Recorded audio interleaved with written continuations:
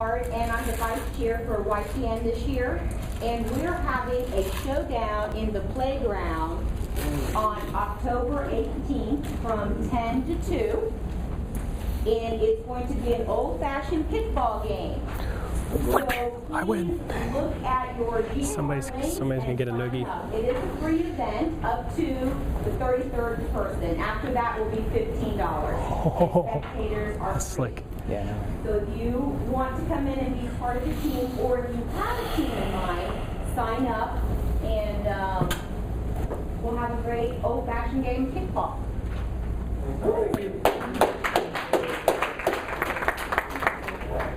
Also going to pass around the quick sign-in sheet. If you haven't, just check your name off. If you don't see your name, just write it at the bottom. Russ may have some cool stuff he can email you afterwards. And then also make sure that you have one of these handouts and a rubber band. If you don't have one, raise your hand and we'll bring one around. Everyone have one of these? Okay, right back there. And another one here. That is a secret. All right. So I want to introduce this morning Russ Laggan. He is co-owner and broker at Realty Direct Tampa. Russ has been a broker for almost 7 years now. I took a quick year off last year so you can go sell 100 homes. And I would like to right, Russ? I enjoyed it thoroughly. Going to the bank was fun. Every week. Russ is one of the most positive guys that I know. Phenomenal attitude, and that's part of what he's going to be sharing with you today. So without a whole lot more, I want to introduce my business partner and good friend, Russ. All right. Thank you, sir. Good morning, good morning. Are you guys ready to rock and roll today? Yes, sir. All right, we're going to have some fun today. All right, so let's establish some ground rules. I want to make sure everybody's clear. Is this bring your kid to school day? I haven't seen this many young guys in one room. What, you guys sing or something? Like a boy band, maybe? Something going on up here? Where do you guys come from? Miami. You guys are from Miami? You drove here from Miami? No. Oh, okay. I was like, man, I'm good, but I'm not that good. You guys aren't getting your money's worth. How much did you pay for this event? Free? You'll get your money's worth, guaranteed today. All right, good. So let's establish some ground rules, okay? Today, this topic is not about real estate, although we do have some real estate conversations that are built into here because that's the business that most of you guys are in, right? We're going to talk about success in a little bit different ways. We're going to talk about mindset, the way your brain is programmed. Because one of the things I know, it doesn't matter what business you're in, if your brain is screwed up, it ain't going to be going anywhere. Your business is screwed up, I can almost always look back and go, well, what's going on at home? So usually your home stuff is screwed up, or the stuff inside here is screwed up, which makes your business screwed up too. So we got to get into this mindset thing and start thinking about how does our brain work? How do we think about things? And one of the topics we're going to be talking about a lot today is money. Does anybody have a problem with that? Nope. Okay. See, here's one of the points later in the seminar is rich people don't have a problem talking about money. That's why they get plenty of it, right? They don't have a problem talking about it. When you bump into people that have a problem talking about money, and they're scared to talk about money, it's because they don't have any. And they make all kinds of great excuses on why they don't have any to make themselves feel better. So today we're going to talk very openly about money. Here's the funny part about this, and you guys may or may not know this. Most of the people in this room are real estate agents, and you can go online into the MLS and you can pull up exactly what they've sold in the last year, and I can tell you probably pretty close to within 100, 200 bucks, almost exactly what everybody in this room made. So they can all pretend like we don't know. But I can look y'all up. You guys are all in the Kinst report. You know they publish a report that says how much money you made? Yep. Pretty cool, right? Yep. How many other industries do that? Not a whole lot of them. So when we're going to talk about money today, we're going to talk openly, okay? This is not, when we talk about big numbers and small numbers, what matters today is your number. What number is important to you? See, for somebody that doesn't have a whole lot of expenses, $30,000 a year, dude, you can have a ton of fun. He's like, I have no rent because I live at home. Dude, I'd do that again in a minute.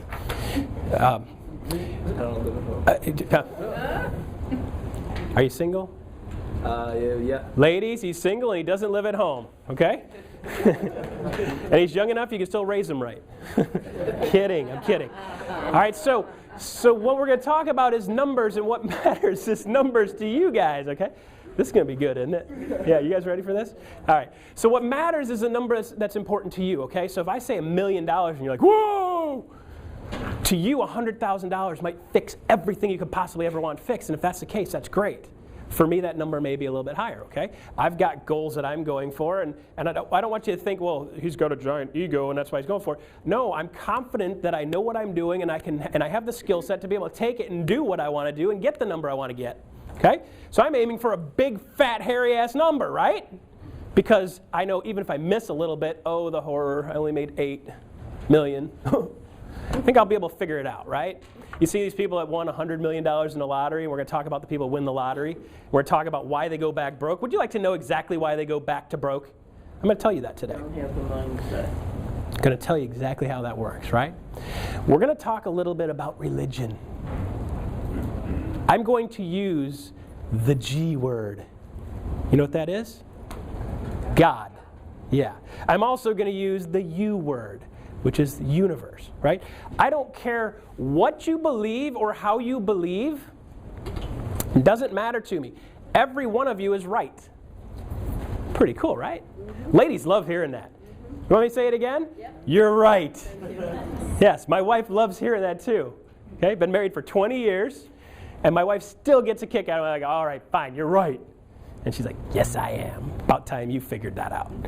But you are right based on the information that you have rattling around in your head and your past experience. And we're going to talk a little bit about that today, too. This is pretty cool. Your past experiences and the things you've heard and the things you've done and the things you've seen create what you believe, right? Whatever that may be. Because I'll tell you what, when you go into some of these other countries, they believe very differently than we do. Because that's how they're raised. And they think we're nuts. Just the way it is. So I want to make sure everybody understands when if I say something that offends you from a religious standpoint, this isn't religion. It's just about the way the universe works, the way the things work, the way thinking works, the way you create stuff. You can believe whatever you want, okay? I have 2 years of theological seminary behind my belt, so I have a little bit of extra information than most people as to how this stuff works from the church standpoint. And I also study a lot of this stuff on positive thinking and law of attraction and The Secret. You guys have all heard these things, right? Okay. If you're scared of that stuff, you probably wouldn't have showed up for this.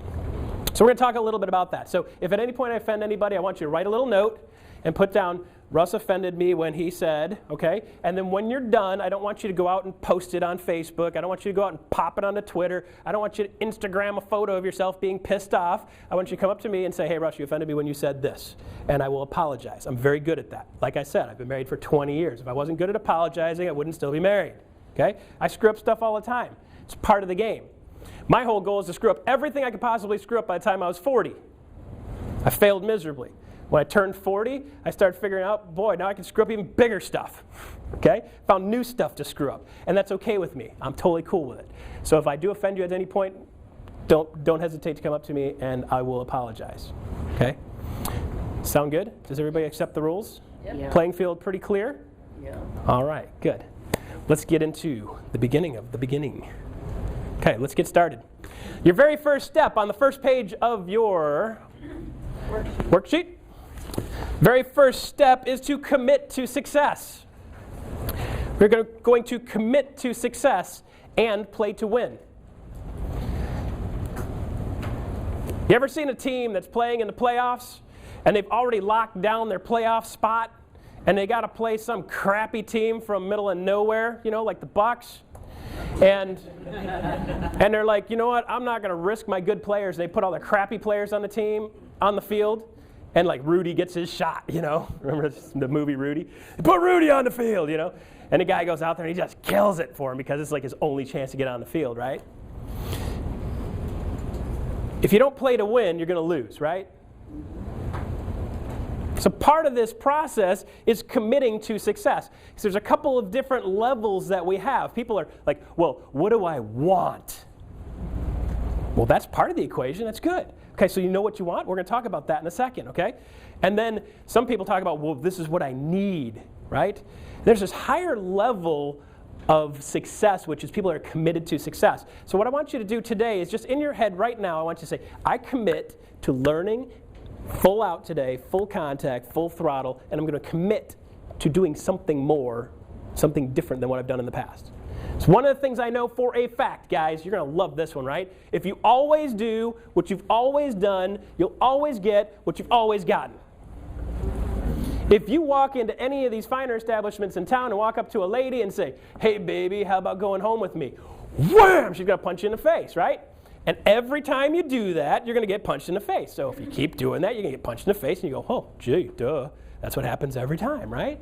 So you got to do something different, okay? Get punched a couple times, do something different, and then you get a different result. So we're going to talk about that, how to change your results, right? Good stuff. So you've got to commit to success and play to win. You don't play to break even. Any team goes on the field, you ever seen a team go on the field and say, I'm hoping for a tie today. I want to be 24-24 or 3-3. Soccer players, 1-1. Right? Because they don't score any goals. You guys aren't a soccer team, are you? No. I'm still going with boy band. They're purdy. Okay? So one of the next things we're looking at, there are two different things, and I just screwed that up. Hit the wrong button.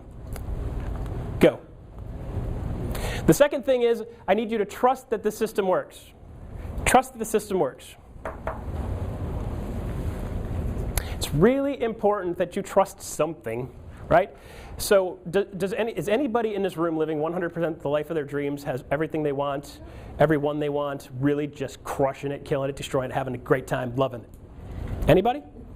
Y'all want something more or different than what you've got right now? Everybody in the room would agree to that? Okay, good. So let me tell you this.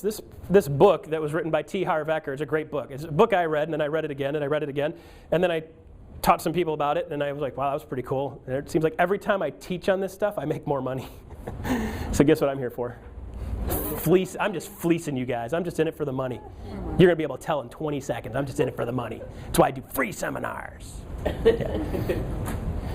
You got to trust that the system works. So there's a lot of people that have applied this thinking, and when they start getting this understanding and these light bulbs pop on, they do something subtly different. And when they do something subtly different, massive things happen over time. Okay? So just trust that the system works. I've seen it physically work in the way I do things and the way I've done things. It's part of the reason why I own 50% of a real estate company. I attracted that by doing certain things, right? I went from being an employee to being an owner. It was pretty cool, right? Yeah. I just started another company 2-3 weeks ago because I invented something. I just patented something like 2 weeks ago, 3 weeks ago. It's just funny as all get out to me, right? So things are coming along. The conversations we're having have bigger numbers attached to them, which is a lot of fun, right? And that's all the shifts that come from this thinking process. Because I know what I want and I know how to make that shift. Serena's been making some of these shifts, and she's seeing different things and experiencing different things and having things happen, and she goes, holy crap, look at that. And she looks back and she goes, that shift created that. Pretty cool, right? So do you trust that this stuff works, Serena? Yes, good. Okay? Where to begin, where to begin? First thing we're going to begin with is the last page. Or, I'm sorry, second to last page. This last page is notes. So you want a third page. It says action steps on the top. Right? Kind of looks like this. Action steps on the top. Okay, we're going to start at the back. Work our way forward. How's that for fun, right? Already doing it differently. First thing we're going to do is let's establish something that you want. So I want you to have something they keep going back to in your head saying, I want this, I want this, I want this, I want this. And then how do we apply this stuff to that so you can just go for that one thing, okay? For some of you, it might be money, okay? We can talk a lot about that. For some of you, it might be money. For some of you, it might be a better relationship. Incidentally, as we're going through this whole process today, anytime I say money, you can interchange it with love, relationship, happiness, better job, better family. Whatever you want to apply it to, you can apply it to. So money's just the holding space for the other stuff, okay? So what do you want? I want you to be very, very clear on at least one thing. I've got space for 3, so if you got 3 things, you're like, boom, boom, boom, I want this, this, and this. The things you're willing to commit to going to, commit to having, you really dig it, right? I want you to write 3 of those things down. It could be a money goal. It could be a family goal. It could be a relationship goal. It could be a job goal. I would like to do this, experience this, see this, have this, meet this, talk to this.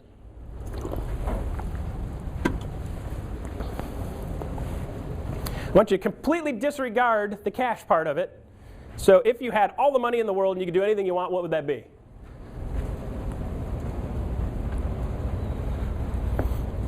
For 24 days off and $5,000, you can climb the tallest peak in South America, just so you know. They'll make you eat bugs, but you can do it. Okay, so I want you to write that down. Does everybody have at least one thing that they want? Okay, here's something that's an eye-opener. So everybody stop and look at me right now. Okay, stop, look at me, focus on me. How many of you were able to come up with one thing almost instantly? Good. How many of you were able to come up with 2 things almost instantly? 3 things almost instantly? 4, 5, 6? She's like, man, I know what I want, I'm going for it, right? Yeah, see, what we find is a lot of people can't even figure out what they want, and they're like, well, I don't know, and they're thinking about it, and they're struggling, they're scuffling in their head, they're kicking back and forth, and I will tell you what, if you're not clear on what you want, the chances of getting it, pretty slim, right? So let's say we jump in my car, okay? There's room for 2, me and somebody else. Jump in the car. It's a fun ride, right? We're gonna go fast. Better hold on, wear your seatbelt, helmet's preferred, but you know, you look silly. Okay? So you get in the car and go, and I'm like, all right, we're gonna go 100 miles an hour. And you're like, where are we going? I don't know. 100 miles an hour, well, it's great, but it's only great if you're going 100 miles an hour in the right direction, right? Well, we're trying to get to Atlanta. Okay, why are you going south? Why do I see signs for Miami, right? You've got to be clear on where you want to go so you know when you apply the throttle you're going in the right direction, okay? So it's really important to be clear on what you do, where you want to go. So if nothing else you learn today, I want you to be very clear on what you want. Because I know there's this really cool shift that happens. When I know what I want, I start seeing it. I start seeing little parts and pieces of the puzzle. So has anybody ever played Slug Bug? Yeah. Okay, so for those of us that are over 20, 22. For those of us that are a little bit on the older side, we used to ride in a car with our family, which was really cool, right? And we'd do these family trips, and at some point, somebody'd irritate Dad, and Dad would pull the car over and yell at us. And he hit 3 of us. I'm kidding. I'm kidding. But we'd drive along, and we'd be like, okay, we're going to play Slug Bug, okay? And this is how it all begins. When you put 4 boys in a car, and then you start letting them hit each other, every time they see a Volkswagen Bug, it gets ugly, right? So at some point, he hit me too hard. You can see where this is going, right? So we're going to have to get John Brockman to get a car that holds 6, right? Sean, you should do that. So you've got 4 kids now. You got the vehicle for it. They can sit side by side, and they just wail on each other. That'd be cool, right? Yeah, so my parents are like, we'll play Slug Bug. Just anything to shut us up, right? So every time you see a Volkswagen Bug, boom, you punch your brother in the shoulder, which is pretty cool, right? And the funny thing is you never notice Volkswagens until you start playing that game, and then all of a sudden you start seeing the stupid things everywhere, right? So to this day, I still notice Volkswagen Beetles everywhere I go. Do I want to own one? No. It's a girl car. But they make a turbo version, yeah, for really fast girls. My wife loves these things. She thinks it's the coolest car in the world. I'm like, yeah, the only thing that can make that worse is if you paint it pink and put red polka dots on it, make it look like a ladybug, right? So I still see these stupid things because they're still rattling around in my head, right? So I want to make sure that we're very clear on what we want, so when you start seeing things, you're like, oh, which way do I go? Well, this one takes me towards what I want. This one takes me the other direction. It makes decisions really easy. So when you're younger guys, you start going, well, I don't know which way to go. I don't know which way to go. When you get clear on what you want and the direction you want and what you want it to look like at the end, it makes making decisions real easy. Does it head towards that? Yes. Does it head towards that? No. Okay, then we're going this way. Very simple, right? As older adults, we make it way more complicated than that. Well, we got to factor in this, we got to factor in this, we got to factor in this. No. It's simple.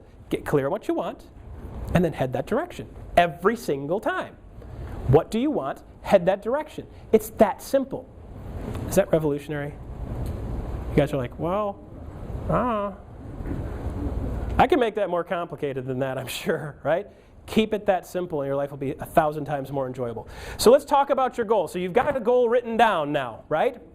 Let's run it through the filter. SMART goals. What does the S stand for in SMART goals? Have you guys seen this before? No. Cool. So we're going to run this into the system. Okay, SMART goals. So you can write this on the side, or you can write this on the notes on the next page. SMART goal. S stands for specific. Is your goal specific? Is it specific? Specific. Is it specific? What do I mean by specific? hear people say all the time, I want more money. Well, really? Okay. Well, let me help you out with that. Hold on. I got it. Glad I have this. Sorry. I strained my hand bowling, and I have very little finger movement on one hand here. Okay. So here you go. You want more money? Oh, thank you. There you go. You got a quarter. We're good, right? We're good. Okay. There you go. So now she's got more money. So when I say more money, we got to be specific. How much more money do you want? Does anybody want more money? Was that on your list? Yes. Yeah. Oh, a couple of you. Okay. Cool. Good. So I hit the core right at the gate. Cool. Okay. So more money. You want more? How much? I don't know. Okay. Well, here you go. You just lost 25 cents. You just made 25 cents. See how quick it goes? Poof! And that's the way it works. You know, money comes and goes, right? Wrong. We're going to teach you why that's wrong, okay? So now you've got more money. Happy. Woo! Look at me, I got more money. What are you going to buy me with that? Coffee. Are you married? Yeah. You are? Okay. Take that home to your wife and say, honey, I made more money today. And she'll be like, you're a real estate agent. That's 25 cents. That's more money than you've made in the last month. Ooh! Ow! Ow. Hold on. Get my toes up here. Everybody pick your feet up off the floor. Just mash a couple toes, right? Told you I was going to be straight with you. Okay? So that's not enough. That's not enough to impress her. So what's the number? What is the number? What do you want? You want more money? I want you to give me a number. What is that? 30,000. 30,000. Okay, perfect.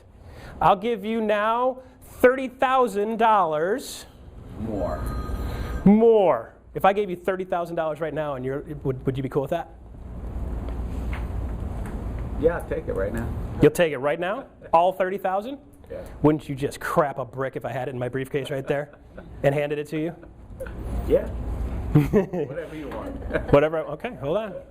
Hey, I don't have 30,000 in my briefcase. Kidding with you. Okay, so here's the thing. He's like, I want 30,000 more. Well, here's the fun part, right? You're like, 30 grand. That's awesome. $30,000. Perfect. That's all the money you're going to have for the rest of your life. 30 grand. You good? You look pretty healthy. I think you're going to live more than a year. Exactly. Okay, so now we've got to make sure. 30,000 more a year. We got to make sure we're specific, right? Okay, so he wants more money. He wants $30,000. So M stands for measurable. Measurable. So $30,000 sounds great right now. Who wants 30 grand right now? If I give it to you today, who wants it? Okay. Well, that's all well and good, but if it's the only 30 grand you get for the next year, that's still not enough, right? It might be more than you made last year. According to the National Association of Realtors, and Florida Realtors pulled the numbers, the average realtor in the state of Florida made $32,200 in the last year. Pretty cool, right? Makes you want to jump up out of bed in the morning and go rock and roll, right? No, not really. Okay, by the time you pay taxes, you're looking at about 20 grand. With $20,000, you guys want a good plan to make $20,000? I'll tell you guys right now, because you're young enough, right? You want a good plan to make $20,000 work for you wonderfully for the rest of your life and really dig it and have tons of money? You want me to tell you how to make $20,000 work like that? No. You don't want to know? Okay, well, I'll tell the rest of you guys. At least. Yeah. Love the way these guys are programmed, right? What I will tell you is if you're going to make $20,000 a year, you better marry a rich woman, okay? Because then it can be a lot of fun. Right, you can take care of the house, you can take care of the dog, take care of the kids.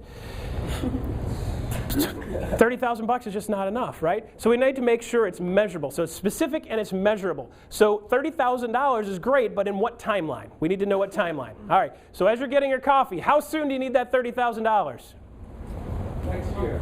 Next year. Okay, so if I deliver you $0 between now and next year, but you get 30 grand on this same date next year, are we good? Yeah. Wow, okay. Good. All right. Well, hey, hey, listen, don't, oh, no. See, we're not allowed to look at anybody else's stuff and go, right? Because I'm going to tell you right now, your pants get pulled down too at some point, and people go, I don't care what you've been doing, how you've been doing it, when you've been doing it, why you've been doing it. There's always somebody looking at you going, Okay, so I know a dude that's a millionaire, right? And when I mean a millionaire, this dude makes over $1 million every single year, right? Pretty cool, right? He feels broke. This guy is living on the edge, frustrated, aggravated, pissed off all the time because he doesn't have enough money. The reason being is because he's hanging out with billionaires. And you know what? The billionaires make him look like a schmuck. Okay? Poor millionaire feels broke because he's hanging out with dudes with billions. Right? So his buddy has a $100 million yacht. Not only can't he afford the $100 million yacht, but he can't even afford to keep the $100 million yacht sitting in the boat dock. Right? So he feels like a schmuck. So everybody's got perspective. Right? Mm-hmm. Sit next to Bill Gates. Who's paying the tab? Probably you. So Bill's like, you're sitting with me? You paying. Right? Okay, so there's all this perspective. So we can't pick on the poor guy, although I'm picking on him a lot, right? You okay with this? Yeah. Okay, you look okay. He's still smiling. So when he stops smiling, then I'll be worried. Okay, so $30,000 next year would be great for you. Okay, so that's measurable. So $30,000 within the next year, poof, pops into your lap. You're good, right? So now you've got a specific goal and it's measurable. Okay, is that attainable? Third question is it attainable? Is it attainable? Is it possible to get $30,000 in the next year? So the question is it attainable? Is it even possible? Okay, so you guys, has anybody in the room heard of Roger Bannister? You know who Roger Bannister is? Yeah, Roger Bannister, cool dude, right? Okay, before Roger Bannister arrived and said, I don't think you're right, nobody had run a mile in under 4 minutes, right? Nobody had done it. And then along comes Roger Bannister, throws on his Nikes, right? And he goes, boom. But 3:58 was his first blast on that, right? He broke 4 minutes. Within a year, like 13, 14, 15 other people were able to run a mile in under 4 minutes. What they thought was physically, humanly impossible a year earlier, 14 people are like, got this, done. Because they knew it was possible, they were able to go after it. So when we look at attainable, we need to say, is this even possible? Okay? So if your goal is, I want to be able to jump from here and touch the ceiling, is that possible? Is that attainable? He's shaking his head no. Dude, I do CrossFit, man. Try it. All right? Yeah. He's like, you can't do it. I'm like, dude, I'm going to roll a trampoline in here. Bang! I'm going to poke my head through that ceiling, right? Okay? So is there a way to do it? You're saying, no, it's not possible. See, to him, that wasn't possible because he's thinking he's going to jump with his own mechanical legs. I'm thinking jump off a trampoline. Dude, I could tag that in a second, right? I could probably draw a picture of your face on there with lipstick while I'm doing it. Give me enough jumps, right? Okay, so I'm thinking, done, easy stuff, no big deal. Can I jump from the floor onto this table? Very attainable with these leg muscles. I can jump right up on here, boom, plant my feet on there. I'm not going to do it because if I wipe out, I'll look like an idiot. Okay, I'll show you video footage if you want to see it later. So jump right onto this, it's very attainable. So you got to figure out what is attainable, and then the other question is it attainable for me? Somebody else did it, that's great. Can I fly to the moon? Probably not attainable. So we're going to kind of scratch that off. Can I get a couple 100 feet up, a couple 1,000 feet up? Sure, I know somebody owns an airplane. Yeah, we can go flying, right? So is it attainable, okay? So first, is it specific? Number two, can I measure it? Does it have a quantity of time and size? Yes. Is it attainable? Yeah, I can get my feet from here to here. I can get my feet from here to there with a trampoline, so it's attainable, right? Is it reasonable? Is it reasonable? So let me ask you this. Is it reasonable to go from your current income level to $1 million income within the next 6 months? Is that reasonable? Anybody think that's reasonable? Could be. Okay. Is it possible? Yes. Sure. Is it reasonable? Probably not, because most of the experience that you've seen and the crap you got rolling around your head is, well, I've always made this much, and I don't even know what to do to make that happen. So does that sound reasonable? Probably not for most of you. For me, right now, I'd say, is that reasonable for me to go from where I'm at right now to $1 million in the next 6 months? Maybe. I just invented this stupid thing that, who knows what the heck this thing's going to do. I have some pretty good ideas on what I think it's going to do, and I have some wants on what I want it to do. I could end up on QVC in the next month and a half. If I sell 10,000 of these things, it could get crazy quick, right? Okay, so for me, I've got something in there that's a plan saying, is that reasonable? Yeah, I've got something pretty reasonable to make that happen, okay? So that applies in there. So is it reasonable? For you, if you think it's reasonable, it probably is. If you think it's not reasonable, probably not, and you want to adjust it so you can say, okay, well, let's take a step at least, okay? So does anybody believe you can go from what your current income level is now to double in the next year? Yes. Reasonable? Good. Okay, so do we have specific? Yes. Is it measurable? Yes, because we got a time spot. Double my income in the next year. Is it attainable? Yes. Absolutely, right? Is it reasonable? Sure, because little shifts that you make today could be the difference between doubling your income in the next year. See, when I taught this same seminar like 2 years ago, I doubled my income. My goal was I want to work half the hours to double my income. So I did that last year. That was cool. Then I'm kicking myself because I'm going, dude, I should have gone for 4 times the income in 1/4 of the time, right? So now I'm like, okay, well, double it and cut it in half again. How do I do that? So you start adding these things to try to find out what makes reasonable. Now I've got experience, which makes that even more reasonable. It's doable. Did it once, might as well do it again, right? Okay? And then T stands for either timeline or time-bound, or toward, T-O-W-A-R-D, toward your goal. Any of these things apply. I've heard people use different words for this. Is it time-bound? Is it heading in your timeline? Is it heading you toward your goal? Okay, so you get very clear on what you want, and is this heading you in the right direction? Okay?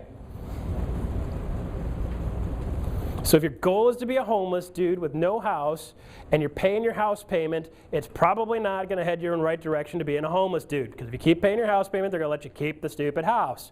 Shocking, right?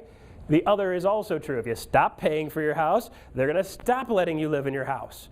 So if you stop paying your payments, does that head you towards owning a house? Absolutely not. Very simple example, but it shows you which direction are you going. Does this head me in the direction I'm going? Does this head me in the direction with what I want? Okay? So now you've got a specific goal. Okay? Does anybody have any confusion over their goal and how to apply this to it? No. What is your goal? My goal is to, I want to make a certain amount of money within a month. Certain amount of money. Specific. What's the number? Okay. I wanted to sell Just a number. 4 houses within a month. 4 houses within a month. Okay. I've got 4 houses in Ybor City, just north of 275, about 25 grand a piece. That's $100,000. It'll give you about $3,000. Will you take a commission? Okay. How much money do you want? I want to sell $200,000 houses. 4 $200,000 houses. How much money do you want? Well, See this is, don't judge. Somebody's judging, I can smell it, right? yeah. Anybody judging? Shut it off, right? Because this is her process, okay? Everybody's in a different place, which is cool. Okay? But I'm going back to the same question because I want her to be specific. She could go for the next hour and a half without the specifics and miss a lot of the good stuff coming along here. So I want to make sure she has a number so you can lock that in her head. How much money is that? Because if you get paid crappy commissions on each one of them, right? Yeah. So in the end, how much money you get to put in your bank account is what you care about on this? Well, We get to sell houses, yes, and we get to be great. And we as get much as a lot of other people. That's I'm fine. Really supposed to be retired, but That's fine. You suck at being retired, by the way. yeah, I do. You're the hardest working retired person. There's a lot of retired people that work hard, right? Okay, you stink at being retired. That's okay. It's all good, right? So might as well have some fun, right? Make some money. So what is the number? Give me a number. 15,000. 15,000. Okay, good. $15,000 in the next month. Take home, put it in your bank account, cuddle it, talk nice to it. Nice little money. My 15 grand, right? She's coming out of the title company with her check and she's like, my precious. Yes, and that's okay because she got her goal, okay? So 15,000. So you've got that written down. It's $15,000 in the next 30 days. Okay. Okay? So let's run it through the filter. Okay, you guys help me run this through the filter. Is that specific? Yes. It is now, right? Is it measurable? Yes. Look at my bank account today. Look at my bank account in 30 days. Is it $15,000 higher? We're good. If it's not, we screwed up. Okay? Is it attainable? Do you think that's possible? Yes. Do you guys believe it's possible to make $15,000 in? Yeah. Yeah. 15, 20, 30, 40, $50,000 in a month? It's very doable. Okay? I've seen it. Adrian, you ever made $50,000 in a month? Does that feel good? Dude, I love that. My wife's like, you got another check? What? You got another check? Sean, you ever made $20,000 plus in a month? Yeah. $30,000 a month? Boy, the first time you get to 20 in a month and you're like, I want this to happen all the time. Yeah. Then you get to 30 and you're like, oh, $20,000. Oh man, what went wrong? This sucks. I want more like 50. You get to 45, you're like, I'm aiming for 50. I got to 45 and you're like, oh, it was this close. It's like one closing with one day and it could have kicked it up to 50, right? Okay? So it's pretty interesting, right? So specific, measurable. Is it attainable? Yes. Is it reasonable? I'm going to call your bluff on reasonable. Here's the reason I'm saying that. Is it possible, is it reasonable for you to list 4 houses today and have them sold and closed before the end of the month? No. No. Probably not. Is it possible? Sure. Very doable, right? If you call Sean and you've got 4 houses, Sean could pop them, boom, we close them in 20 days. Closed 100 plus of them last year in 20, 24, 25 days, a bunch of them, right? Get a cash buyer. So is it possible? Yes. Is it reasonable? Probably not unless you shift something substantial. So let's adjust your timeline. So I want $15,000 within the next 60 days is probably much more reasonable unless you do something massive to shift, okay? Because what I want is I want you to be able to believe it's possible. Because if you believe it's possible, it can happen. If you don't believe it's possible, what's going to happen? Probably not going to happen if you don't believe it, right? So 60 days, very believable, because now we've run it through the filter, and I'm like, is that reasonable? Sure, because if all I got to do is list 4 houses within the next 30 days, boom, price them right, get them under contract. If you go on Realty Direct Tampa YouTube site, you can see on how to list a house and price a house and do a comparative market analysis so you get the property priced right. It goes boom, sells quick. Okay, it's on the website. You can watch me doing that video. Did it right in this room. Pretty cool, right? Is it time bound? Is that heading the right direction? Does that serve you? Does it head towards your wants? Yeah. Okay, good. So aside from making a minor adjustment to our timeline to make it more reasonable for you, you're good. It's a good goal. Yeah. So you guys thought that was going to go sideways, didn't you? She actually has a pretty good goal there, right? Okay. So everybody's got something on their list. Anybody need a little help with theirs? Anybody? You're like, I'm not saying a word. I'm not raising my hand. Are you crazy? Okay, let's move on. Okay. Back to page 1. Now that you have something to aim at. There are inner laws and there are outer laws of money. You're like, well, inner laws and outer laws? Sure. There are inner laws and outer laws. There are things that are rattling around in here that apply to your money, and there are things that are rattling around outside there which apply to your money. So for example, how I think about money is an inner thing. The fact that if I put my money in a savings account and I get paid 0.25% interest rate is an outer thing. Okay? If I have a hammer in my hand, it is an outer thing. The knowledge to use the hammer and what to clunk with it and how to clunk with it is an inner thing. Does that make sense? Okay.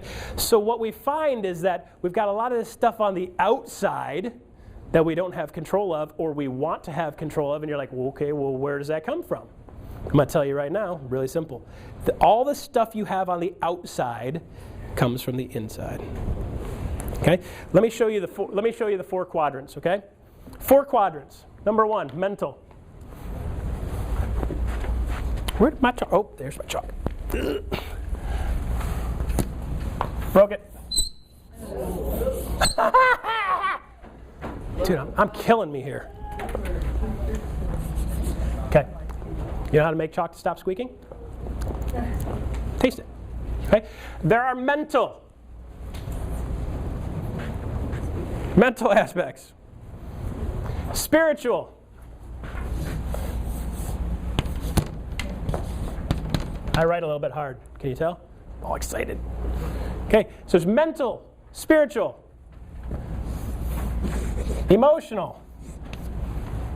This is all of your stuff on the inside. Okay, this stuff all creates the stuff on the outside, the physical.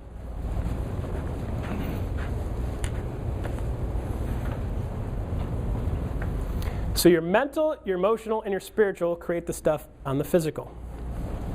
Did you know there's some really, really crazy dudes out there that are talking complete nonsense? Nonsense. Crazy talk. That we don't really exist. None of this is actually real. This is not real. You know the craziest thing about the whole thing is they actually proved that none of this is real. You're actually living in a hologram. How jacked up is that? Did that just cross the line on some people here? Okay, yeah, so they'll be like, oh, he just lost his mind, right? I would love to tell you something I thought of, but it's not something I thought of. You got a bunch of scientists sitting down, they run the equations, and they do the math, and they can prove that this stuff doesn't really exist. Because really, when you come down to it, you take anything this table, piece of chalk, my face, your hair, your shoes, your car. It's all made up of atoms, right? What are atoms? Proton, neutron, electron, right? Everybody knows that. Yeah, well, guess what? It just got a little more complicated. Because now not only is there that, but now they're also going, well, what's in between all that stuff? Well, the stuff that's in between all that stuff is called dark matter, right? Which is something. Even if it's nothing, it's still something. Something is nothing, nothing is something. I don't even know, right? So it's got this dark matter stuff that everything floats around in, right? And then they drill down even further. Well, okay, well now what's going on? Holy crap, when they drill all the way into this thing, there's a little speck of light in there. Well, novel idea, right? And you guys are like, okay, he just lost his mind. Google it. Jump on YouTube. Watch the videos on it. This is proven stuff, right? And then they get this crazy nut bag that gets this thing called the CERN Super Collider. You guys ever heard of the CERN Super Collider? They basically get this giant tube and they dig a hole in the ground and they plow a hole like, what, I don't know, 5 miles in diameter. And they build this big ring, and all this ring is a bunch of magnets set up in a row, and they take a particle, you know, one little speck of the world, and they take it and go, you go that way, and they take another one and they go, you go that way, and they race them around in circles like this until they slam into each other, right? And you guys are like, well, why the heck would they do that? Well, not only why would they do that, but they spent like $20 billion doing that, right? Just to slam two particles that nobody could see into each other to see what happens. You ever seen two kids on tricycles on the sidewalk going at each other and like, and they're playing chicken? We used to do that all the time when we were kids. We had big wheels though. You guys know what big wheels are, right? Big old plastic wheel, and they get a flat spot, and then you got flat tire on your big wheel, and right? We'd charge at each other, right? And we had a remarkable amount of success slamming into each other. I want to make sure you're aware of that, right? Okay, so the CERN Super Collider runs stuff together, and they finally get two particles, very short amount of time, they get two particles to slam together, and they shoot a picture of it. So you got these particles that are almost non-existent. You almost can't even see them on any level. They build something to be able to photograph this thing, and what do they see? They find there's another particle. Oh, interesting. Something we never knew before. They find there's another particle. And this particle is called the Boson-Higgs particle, right? And they call it the God particle, because it's pretty much the thing that holds the whole thing together. There's actually something that holds all that together and make it go around. Pretty cool stuff, right? You're like, what the hell does that have to do with anything? What I'm telling you that for is because I want you to understand that at the deepest level, there's this stuff rattling around, the stuff that makes us us, okay? Helps us to create the stuff on the outside. And by controlling that stuff on the inside, you can make things happen, okay? There's a reason I drive the car I drive, because I had pictures of these cars when I was young, right? Like, I always wanted this kind of car. I had pictures on the wall. Actually, my wife just pulled up a picture not too long ago, and she's like, it was my bedroom from when I was a kid, and on the wall, there's a picture. I'm like, cool, right? That's where that stuff comes. It starts with a thought, and then I start heading things, and next thing you know, oh, hey, I got the woman of my dreams. Pretty cool, right? Oh, hey, I start thinking about something, and next thing you know, you're heading that direction. Oh, where'd this come from? And you look back and you go, oh, that's where that started, right? It almost all starts right here. If you want nothing, and you're thinking about nothing, and you're void of all thought and consciousness, what do you have for a life? Nothing. Nothing, okay? You start thinking about really cool stuff, and you believe in really cool stuff, because that's a spirit part, right? And then you put your emotion into it because you feel like doing it, what happens? Can you make your bank account grow? Yeah. Sure. So now you've got a thought, $15,000 in the next 60 days. So now what do I have to do? And you start engaging those things. So you want to create that $15,000 in your bank account? It starts with the thought and the emotion and the spirit behind it, which is the belief, okay? Belief is what makes it go, okay? Here's a fun thing. A lack of anything is merely a symptom of what's inside. A lack of money is a reflection of what's on the inside. A lack of anything is a reflection of what's on the inside. It's a symptom of what's going on inside. So if you say, I don't have enough, or I want more of, or I need, all of that stuff starts here. If you had it here, wouldn't you have it here already? So when you say, I want more of something, Cassandra, okay, starts right here. Once that's where the beginning comes from. Okay, so here's the fun part. Roots, roots, roots, roots, roots, roots, roots, roots. You're like, what's he saying that for? Your roots bear the fruits. This is straight out of T. Harv Eker's book, right? I read that and I was like, duh! Why didn't I think of that? Right? Post-it notes. Why didn't anybody else think of Post-it notes before the Post-it note guy's like, I'm going to take a couple squares of paper, I'm going to lick them together, stick them together, and put them in a pile, and you're going to buy them from me. Dude's a billionaire for licking stick paper pieces. Ooh, revolutionary, right? It popped into his head, and away it goes, right? Where was his roots? Okay, so what happens is we look at the fruits as human beings. We're like, what do I have? Where do I go? All of the stuff, and the reality is when push comes to shove, all of that stuff comes from this. These are your roots, okay? So have you ever seen an apple tree? There's not a whole lot of apple trees here in the South. You ever seen an orange tree? Got a lot of those, Yeah. okay? Orange tree, right? If you dig down into the ground below the orange tree, what kind of roots are down there? Apple tree roots? Banana tree roots? Monkey nuts? I don't know what's down there. Could be anything. Just making sure we're clear. Could be anything. Probably not monkey nuts, but you never know. Okay, so what we got to realize is that if we're looking at a tree and it's popping oranges off of it, guess what? You're a freaking orange tree. No confusion there, right? So what happens is we got an orange tree and we're like, I freaking hate oranges. You know, I didn't drink orange juice till I was probably like 34, 35. I still rarely drink it. But my mom put castor oil in my orange juice when I was a kid. Yeah. And all the moms know what that's for, right? Yeah. Okay. So apparently somebody had a little bowel problems, right? So she put castor oil. So every time I drink orange juice, I'm like, oh, I can taste castor oil. I'm like, did they put castor oil in? What is this crap, right? So I thought every time you drink orange juice, taste it. And even a smell of it, I'm like, I can just smell castor oil. I know there's not castor oil in there. Okay. I know it's not in there, but in my head it's wired in there, right? Because I got that in my past. That's in my roots, right? Okay, so when I see an orange tree, I freak out. I'm like, oh, it's gross, right? But when I look at the orange tree, if I don't like oranges, what do I have to do to not have oranges pop off of that thing?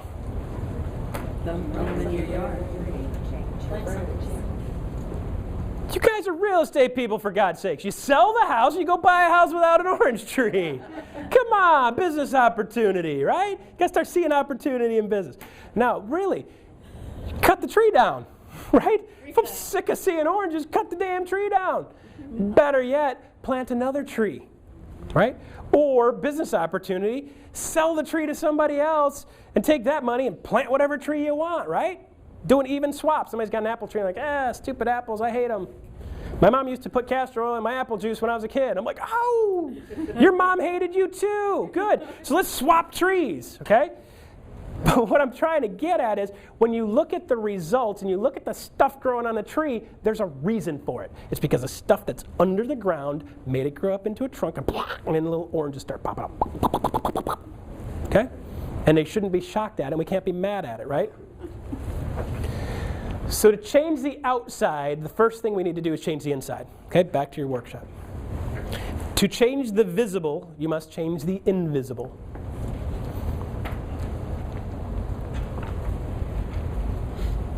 Change the visible, you must first change the invisible. Results. So let's talk about those results. Let's talk about the oranges. We've got oranges growing on an orange tree. Money. The amount of it or lack of it, abundance of it, is a result. Your health is a result. You pack donuts in your face all day, guess what? You're gonna be sluggish. It is a result of packing donuts in your face, okay? Your weight is a result. Calories in, calories out, right? Did a photo shoot last night for this new invention thing we got, and the photographer's like, well, we need a guy that's in really good shape, and I'm like, and he's like, not you. I'm like, come on, man, I've been working my butt off at CrossFit. I'm doing jumping jacks and bar pull-ups and kicking my legs around. And he's like, nah, dude, we need somebody that's ripped, right? So I introduced him to my buddy Nate. Nate's ripped. And I'm not talking a little bit ripped. When the website comes out, ladies, go on the website. You want to see a brother that is just ripped. Join in Fuego Gym. He shows up, he pulls his shirt off, and all the ladies go, oh my goodness. And he's not like that big old huge, like, what the hell's wrong with that guy? And did he swallow a baby in each arm? You know, he's like, he got a baby implanted under one arm and a baby implanted under the other arm, right? He's just a good-looking dude, you know? I got a total man crush on this guy. I look at him like, Nate, you're 25, 26 years old. I want to look just like you, brother. And I said, here's a goal for you. When you're my age, you want to look just like me. Because this is way better than I used to look, right? So your weight is a result, byproduct of what you're doing, as simple as it gets, right? Your relationships are a result. Guess what? If you're an asshole, you're going to attract other assholes. Sorry, but that's the way it is. I can't say it any different than that. Good people attract good people. Crappy people attract crappy people. So if you look around and all the people around you are crappy, guess what? Your mom said be careful who you hang out with. She was right. So everybody that's got a mom that's still around, pick up the phone today and say, Russ said you're right. And I agree with him. The people you hang out with, the people that are around you are what you are. You know, they say 1 in 5 people are crazy. So if you look around and the 4 friends of yours look normal, it's you. Whoa. I know I'm nuts, but I'm okay with it, okay? Your house is a result. Physical location, lack of, right? My parents started a homeless shelter in Hot Springs, Arkansas, and I will tell you what, every single one of those dudes that are homeless, which simply means they can't afford to have a house, right? And they don't have one. Every one of them has a story that'll tell you why their lack of having a house is a result. It is due to actions, due to circumstances, due to shifts, due to whatever. For some of them it's mental illness, for some of it's drug issues, for some of it's lack of family, for some of it's lack of education, for some of them it's just the fact that they haven't been around anybody that was cool enough and kick-ass enough to show them that life could be way better. Nobody believed him. Sometimes that's it. Sometimes people did stupid crap and they stuck it in their head and they left it in their head, and this crappy stuff in their head created something physical. Lack of having a house, lack of having a job, lack of having a family, okay? Lack of sanity, okay? Your happiness is a result. Do you know you can control your happiness? Yes. Does anybody want a happy experiment? This actually works. This is jacked up, it's crazy, it's funny, okay? If you're having a really, really bad day, the last thing you want to do is listen to anybody that's happy, okay? You're like, I'm having the crappiest day in the world. Don't hang around with me. I'm a poop on your parade. You'd be like, that guy drives me crazy, right? So here's an experiment for you, okay? You're having a really, really bad day. You wake up in the morning, you're like, argh, and you're like, look at the dog, wham, kick the dog in the butt, right? Cat, kick the cat too.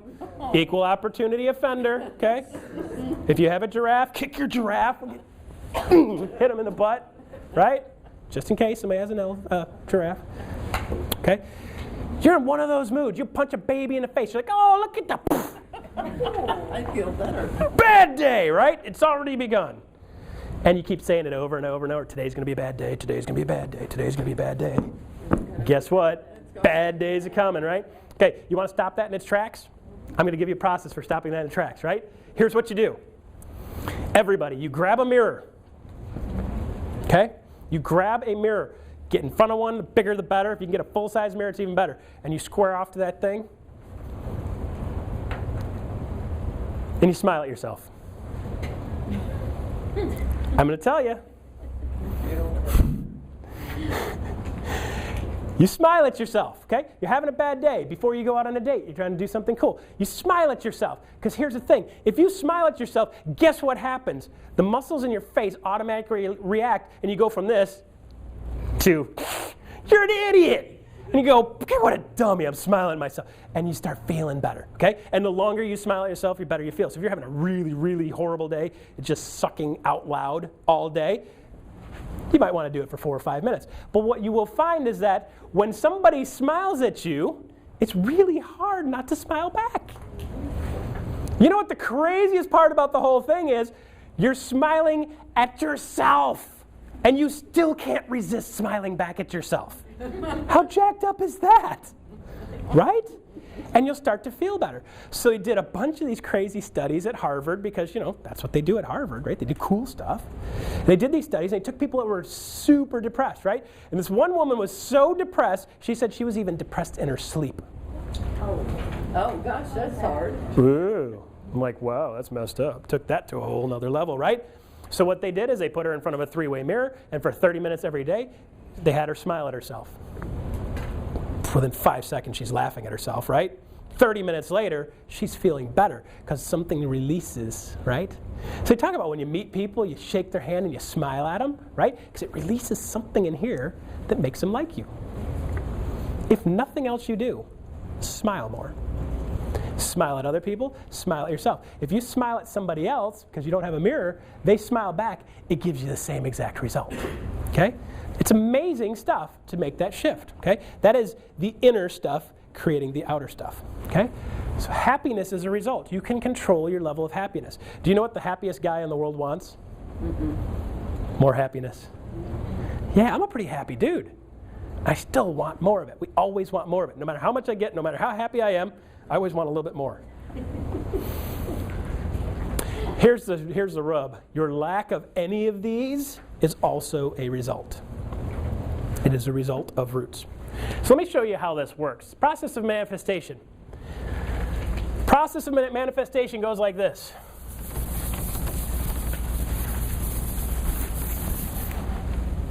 Okay? Your thoughts create your feelings.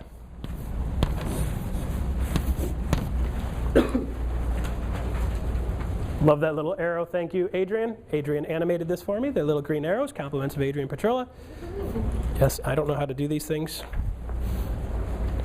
I'm just a big mouth. I'm not very technologically savvy, but it's okay. I'm getting better, okay? Your thoughts create your feelings, and your feelings create your actions. Thoughts create your feelings. Feelings create your actions. Broke it again.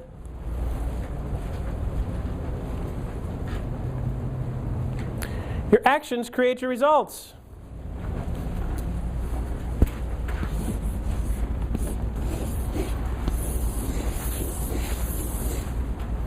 Your actions create your results. Okay? So we, in our society, are super focused on what?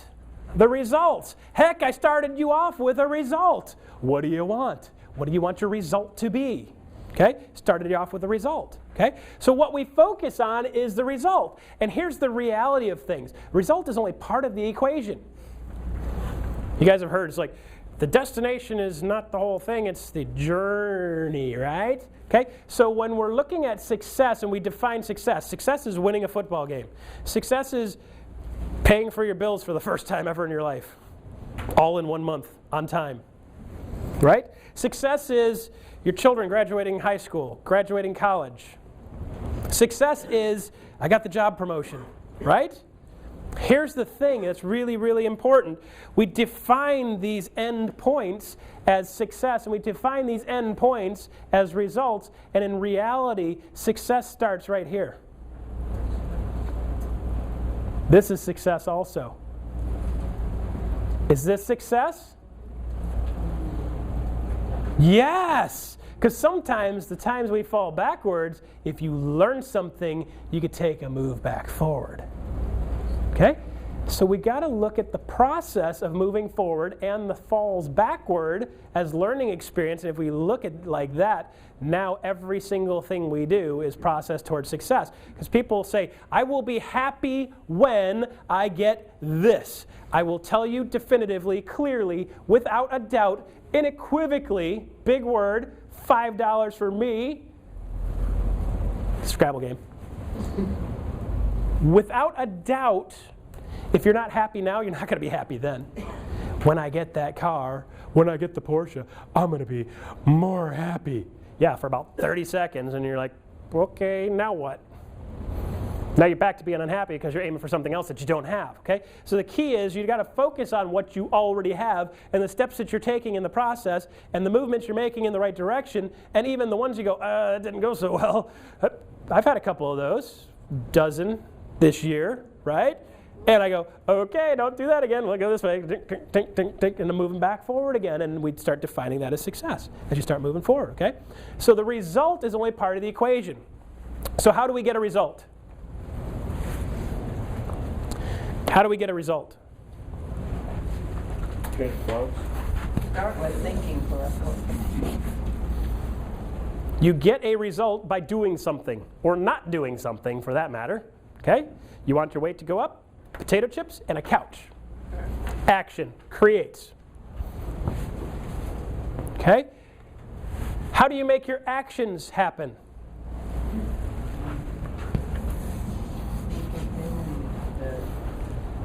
Feelings, right? You ever heard somebody say, I don't feel like running today?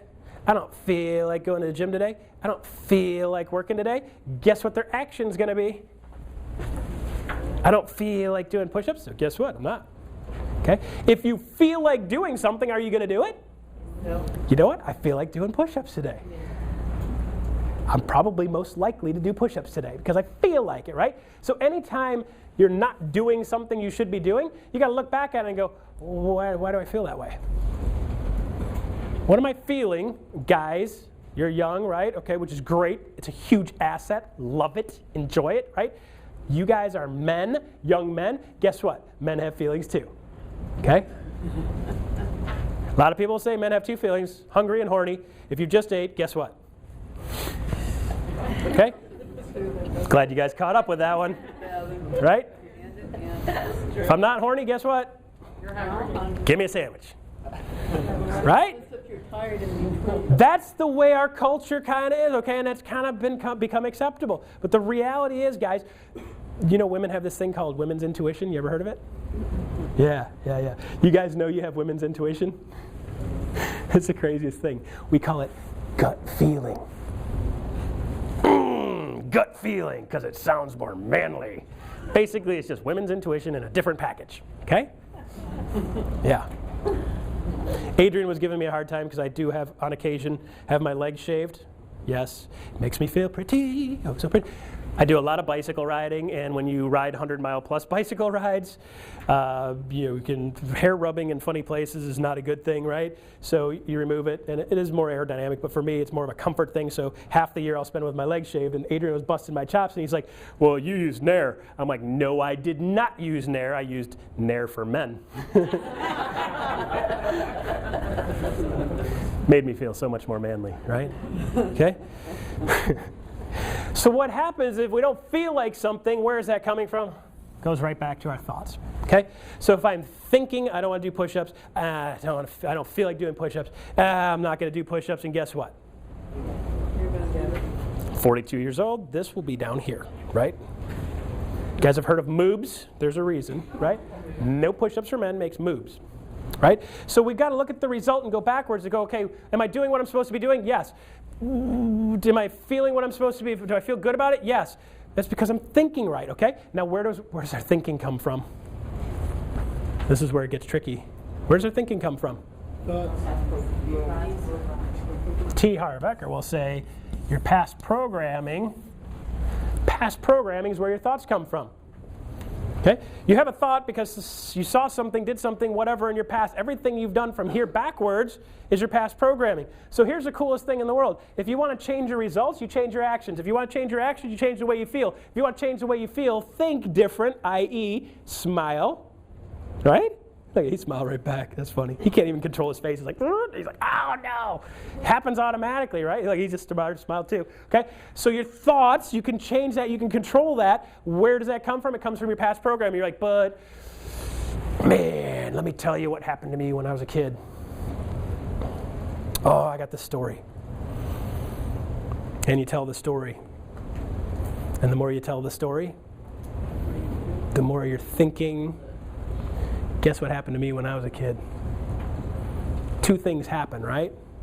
You either look, act, and dress like your dad, or you don't. People make choices, right? When my dad, no offense, Dad, if you see this, I love you. When my dad's like, Russ, I love your hair. Boom, I'm going to shave my freaking head. Because his sense of style is so different than mine. I'll be like, nah.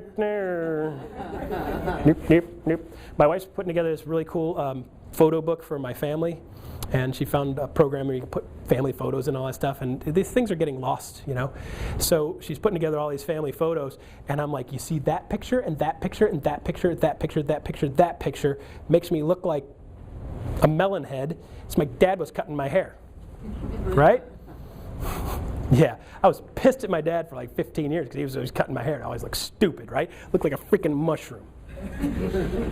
I'll show you the pictures. It's horrible. Trust me, right? Okay. So every time I go to a barber, I get a little freaked out, right? Because my past programming is, dude, my dad butchered the hell out of us, right? He had 4 boys. Nothing like John Brockman. He's got 6 boys, right? He had 4 boys. He's like, it's like $10 a head for haircuts, or we can have food, right? I mean, Jiminy Christmas. I mean, it makes sense now as an adult, but he was just trying to save a couple bucks, right? Every once in a while, we'd go to an actual barber, and I'd get a cool haircut. I was like, woo! And then it'd grow out, and I'd look like a mushroom again. My dad would be like, cut it right across, put the bowl on the top of your head, and cut around the bowl, right? Okay? So my past programming, got all this stuff in the past programming. We tell these stories our past programming. Do you know how to change your past programming? The answer is not drugs. Oh. How do you change your past programming? New program. Today. Here's the coolest part, right? You ready for this? I'll do it slow. The stuff that you do today, tomorrow is your past programming. And the day after that, those 2 days are your past programming. So what I do today, I can look back at tomorrow and go, wow, yesterday, new programming. Boom. Next day, still going in the new programming. Okay? So if you want to shift that programming, it's as simple as saying, I choose today to do something different, go a different direction, head a different way, do a different action, so I get a different result. And then tomorrow it becomes easier. You know, say it takes 21 days to build a habit. It takes like 30 seconds and two infomercials to shut it off, or something like that. Or one time driving by McDonald's, boom, back to the French fries again. A little French fry addiction, right? So I will drive out of the way to make sure I don't go by McDonald's because I can hear it calling me. The little French fries are in there going, eat me, eat me. Love French fries, right? So try to avoid them at all costs. Okay? So past programming. So you can change your past programming by shifting what you think today. Pretty cool stuff, right?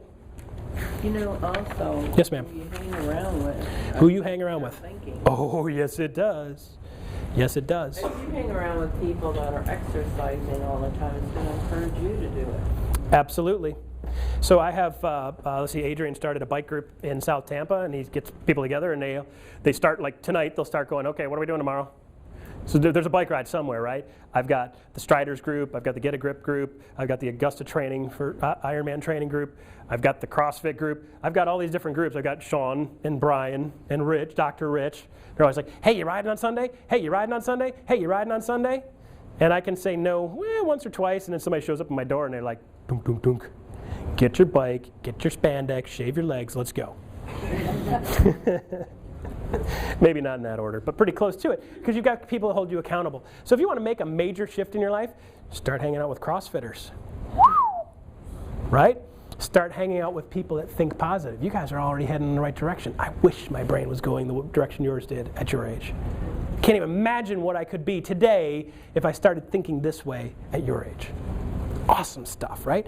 Hang around with people that think the way you want to be. If you want to be a millionaire, hang out with people that have had millions. When I talk to real estate agents and they're like, well, blah, blah, blah, having trouble in my business, I go, okay, one of the things I'm thinking in my head, and I don't usually say it out loud, but I'm going to say it today because this is not about real estate today, is, okay, who the hell is your guide? If your broker hasn't sold a freaking house in the last 30 years, last time they were actually an active real estate agent was 1970, butterfly collars, bell bottoms were in, there's a good chance that they're going to have trouble being successful in this business. Can they be a good manager? Yes. Are they a good business guide? Maybe, maybe not. Most of them probably not because they lost track of the way things are. Because the business changed. The world changed. Most people in this business still haven't figured it out and still haven't changed. So you find somebody who's making money now, that knows how to do business now, knows how to generate leads, knows how to generate income, knows how to close deals, and that's somebody that I want to be around. The reason I align myself with Adrian is because Adrian has this component in marketing that I've never even thought of, never been exposed to it. I had a whole group of managers I'd hang around with that didn't know any of this stuff, and they weren't talking about it because they didn't even know because they haven't been in business that long. It's been that long since they were in business, right? So find a guide that's been there. You want to be a millionaire? Hang out with a millionaire. You want to ride around in boats? Hang around with people with boats, for God's sakes. Novel idea, right? Anybody want to fly in an airplane? Walter, you'd like to fly in an airplane? I know somebody with an airplane now. I love airplanes. I'm going to start hanging out with this guy. He flies out of Davis Islands. We're going to take off in the morning, and we're going to fly around in circles, and we're going to wait for Adrian and Patrilla's group to ride by on their bicycles, and we're going to chuck eggs out of the airplane at them. Does that sound like fun? Does anybody want to join me? Yeah, everybody's like, woo! I'll bring the eggs. Okay? So start thinking about who you hang out with. A lot of the ladies are like, well, I'm single. Okay, well, what kind of guy do you want? Well, I want a guy that's rich and tall and handsome and not married and not gay. Well, now we're getting, okay, SMART goals, specific, measurable, right? Check for rings, check the public records, right? Do a Google search, get a private investigator, okay? And I want a guy with a boat. Well, really? Well, go hang out at the freaking marina, for God's sakes. Oh, never thought of that. Simple stuff, right? Results. Process of manifestation. So here we go. So how are we programmed? Verbally, what did you hear? What did you hear when you were growing up? What did you hear about money? What did you hear about relationships? Did you know that people that are raised by parents that are divorced are much more likely to get divorced because that's what they saw? That's what they heard. Do you know that guys that hear their parents, their dad treating their mom like crap, are going to treat their wife like crap probably? So if you watch the way they talk to each other and you go, oh boy, that's probably the way he's going to talk to me because that's what he saw and that's what he heard. Because what you hear is what you spit out. Have you ever heard your parents say, well, you know, money doesn't grow on trees, right? Money doesn't grow on trees. Well, duh. What they're saying is I'm completely out of control and I have no ability to control my income is what they're saying. And you start getting this instilled and you're like, well, it might not grow on trees, but I can create as much as I want. There's a whole different thinking process, right? What they're saying is, well, there's not enough. I probably don't have enough. You know, we're not made of money. You hear those things and you start spitting them back out and they go, whoa, now I know why I'm scuffling, right? Modeling. What did you see? What did you see? When I was growing up, I saw my mom and dad fighting about money all the time. So guess what?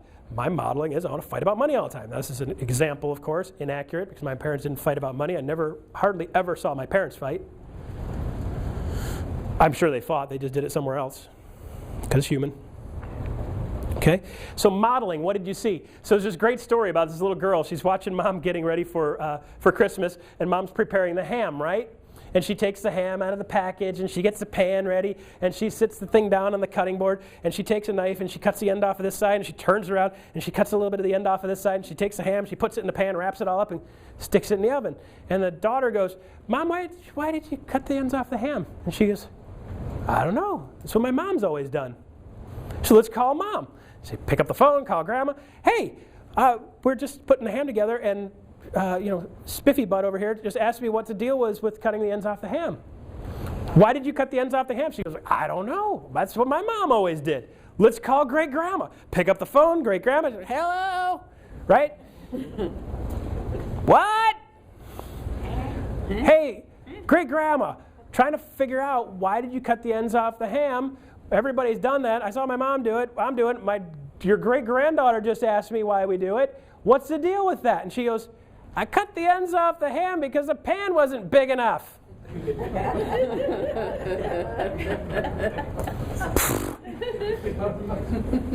Okay.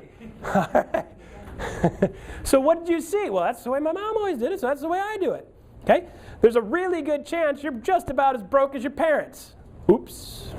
Dropped that one. Anybody want to pick that up? You know, this is the first generation, sorry to tell you this, guys, this is the first generation where you're not expected to outperform your parents in their lifestyle and or living or wealth and or income. That's the prediction, right? You believe it? Hell no, because you guys are here. You're reprogramming your brain. You're like, I'm going to kick the crap out of this. My parents made it. I'm going to double that, right? Or triple that, or quadruple that. But there's a really good chance that you make about the same as your parents did, because that's what you saw modeled at home. So we had a guy in the real estate business, and every time, halfway through the year, this is a guy that was, when I first got in the real estate business, halfway through the year, he'd stop working.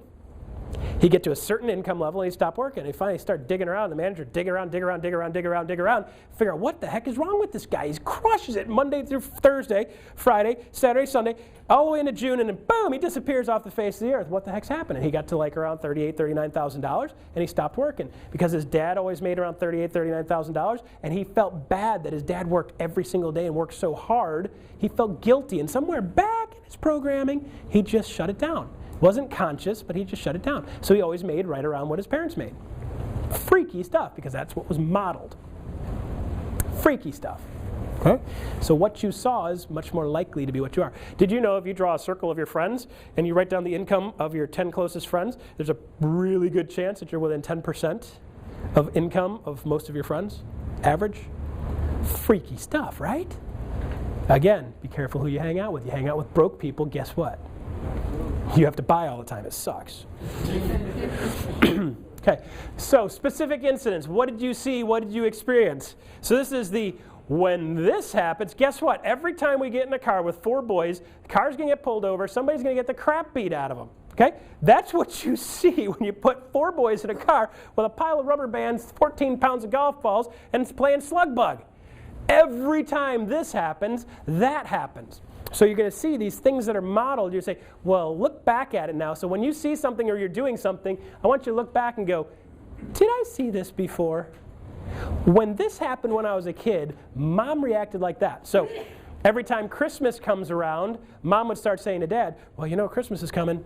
I really need to, we need to talk about this so we can start getting the money going and figure out what we're doing for Christmas. And every year you start doing the same thing. So when Christmas comes around, everybody starts getting really tense because there's not enough money to go around. Everybody feels really weird. So instead of Christmas being a fun holiday full of joy and cheer and not about crap, it's about the fact that we don't have enough money, and it turns out to be about the crap anyway. Is that the specific incident? So every time Christmas comes around, start getting grumpy? See how that happens? Right? When I was a kid, every time there's Christmas, bad things happened. So now I don't like Christmas anymore. That is a perfect example of a specific incident. When this happens, that happens. So you got to look at that and that program that goes along with that. Okay? So here's how we change it. 4 key elements to change. Here's how we change it. First thing is being aware, knowing it's there. Isn't that cool? Sometimes you look at it and you're like, oh, really? Have you guys ever seen The Wizard of Oz? Pretty cool show, right? And they're like, oh, I am the great Wizard of Oz. And they pull back the curtain, it's this little Oompa Loompa looking dude, and he's like, what, dude? Come on. He's got all these crazy lever, and you're like, that's the dude right there making see it for what it is. Adrian and I like reading very similar books, and one of the books we read had all these rules in it. They called wizard rules, right? The wizard's first rule, blah, blah, blah. And one of them is seeing it for what it really is. Not what you want it to be, not what you think it should be, not what you wish it would be. Look at it for what it really is. So I want you to go home or get on your computer later, look at your bank statements, and look at it for what it really is. $1, $10, $10,000, $30,000, whatever it is. Look at it for what it really is. And what are you actually worth in this market right now? You are worth exactly what is in your bank account. Do you want to change something in your past programming that makes you think differently so that this result is different? A lot of people are like, well, I'm worth more. Well, you're the only one that believes that. Nobody else agrees with you. Have you ever had a seller of a house go, well, I'm going to take not a penny less than $180,000. Well, good for you. You're officially the highest bidder on your house. Nobody agrees with you. Right? It's the same thing. So let's look at it for what it is. And if you look at that for what it is and you don't like that as a result, let's go backwards with it, okay? But you got to look at it for what it is and be aware of it. So being aware of the facts of what it really is extremely important. Number 2 is understanding. Where did it come from? Where did this come from? Holy crap. Where did this come from? Well, I'm going to tell you realistically, it's either coming from your thoughts or it's coming from your past programming, so we could really shorten that quick. Where did this come from? Well, this is what I've always seen, this is what I've always done, or it's what I've always done and it's different than what my parents did. Where did it come from? It came from my brain. See it for what it is. Disassociation. Step number 3. This is very, very extremely easy to do, by the way. Making this sound really technical so you think I'm smart. We'll break it down to really simple. I'm going to break it down to the stupidest, simplest thing you could possibly imagine here in about 2 minutes. Disassociation. that ain't me. See something you don't like, recognize it for what it is. Where did this come from? Programming. When that happened, I saw that, I did it, and that's where that's coming from. Ah, good. Well, you know what? I don't want that haircut where it's parted over here and all over the top, right? I don't want, that's where that came. My hair issues are from my childhood. Got it. That's not me. So guess what? I'll do whatever I want with my hair. That's why it looks like it's having a party on top of my head. Okay? Disassociation. That's not me. Doesn't have to be me. Doesn't always have to be that way. When you get to the point where you're like, that's not the way it always has to be. I got a choice. I can do something different. That's not what I want. That's when you're in a position of power. And then the last part is where you reprogram.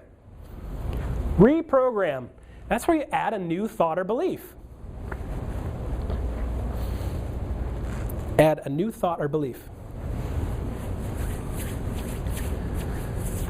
All right, so let's make this really simple, okay? I'm going to introduce you to the elastomeric behavioral modification device. Everybody know what that is? It is a rubber band, okay? Elastomeric behavioral modification device, right? So what I want you to do is I want you to pull that rubber band over your wrist.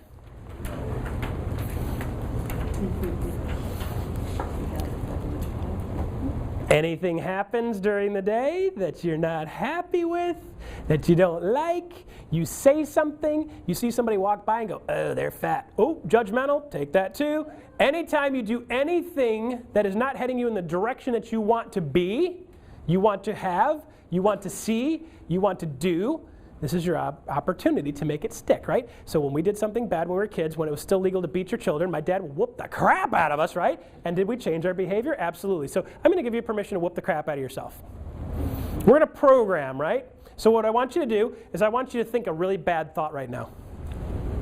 Just don't do it about me. I can feel it. Everybody got a nasty thought? Okay. Is that what you want?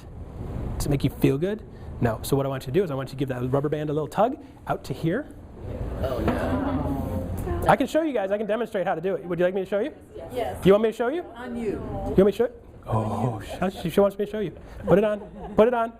All right, here you Put it on.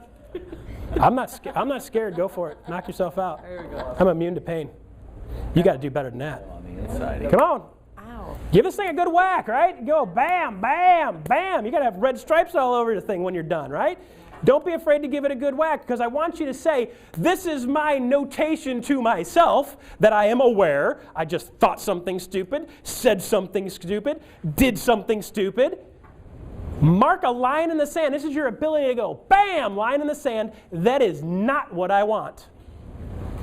And the important part is you need to make a shift at this point and say what you do want.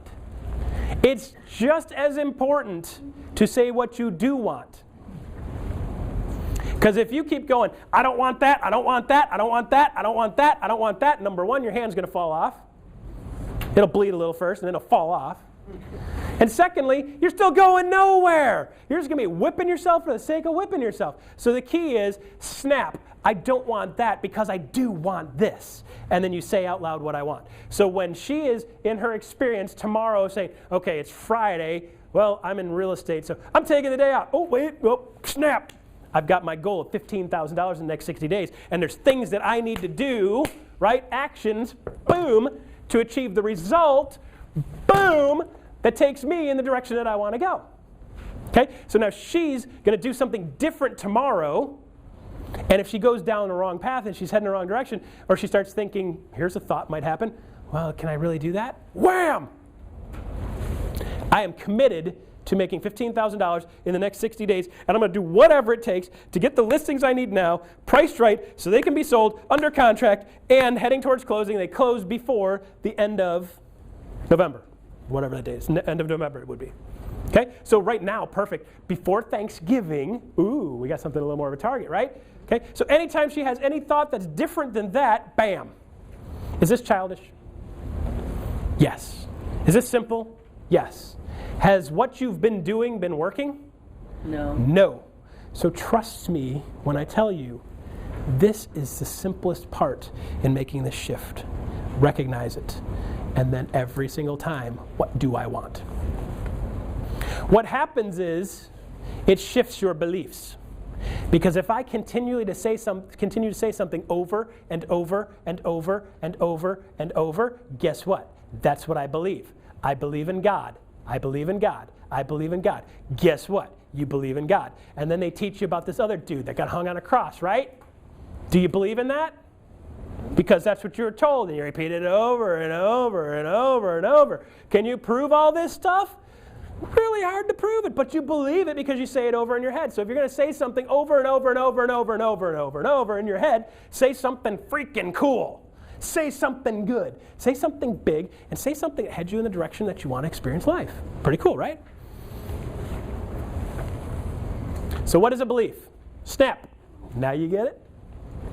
Simple way to change your beliefs. Okay, let's get into the way rich people think. You're like, it's about time, Russ. Was that good stuff?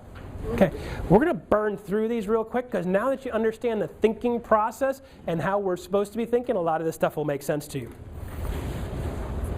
Okay, number one, rich people believe I create my life. Rich people believe I create my life. Have you ever seen somebody that's a victim? And they're living the victim world, right? Oh, brother. Living in a victim mentality, right? Oh, this always happens to me. Every time this happens. Every time I get a couple dollars, my stupid car breaks, right? These people feel like and they act like they're completely out of control and they're just along for the ride. I'm going to tell you what, if your belief really is that, just dig yourself a hole, lay down, and wait. Your life's already predetermined, it's already done, it's over with, you're not in control, you might as well just lay down and wait to die. But if you believe anywhere that you have any control of this, stay above the dirt. It's way more fun up here. A lot warmer too. Okay? Rich people believe I create my life. Poor people believe life happens to me. So when things happen, the first thing I do is I look at it and I go, how did I create that? Woo, that was a humdinger. Sometimes it's cool stuff. And I go, wow, I like that. And sometimes it's like, what the hell did I do and I've been thinking to get to that to come to me? First person I blame when something isn't exactly the way I want it to be is myself. The first person I blame when something's going really cool and something really awesome is happening is myself. Be fair to yourself. Always blame yourself for the good stuff and the bad stuff, because the reality is you created all of it. So first thing I'm going to look at is I create my life. Nobody else is controlling my life. Do things happen? Sure. Did I attract that? Did I bring those people into my life? And then it happened? Sure. I hung around with a bunch of dummies that were drunks, and guess what? We got in a car accident. Duh. Shocking, right? I hang around with good people. I do triathlons, and we had a bike crash. Duh. Go figure, right? Nothing more fun than a bunch of dudes in spandex sliding on pavement. Watch the Tour de France. It's awesome. Okay? A victim is going to blame and justify. Somebody believes they're in control of their life is going to look at it for what it is, tell the truth, I had a part in this, and do something to change it. Okay? Number two, rich people play to win. Rich people play to win. Poor people play to not lose. Throw any team on any sport on the field to play only defense.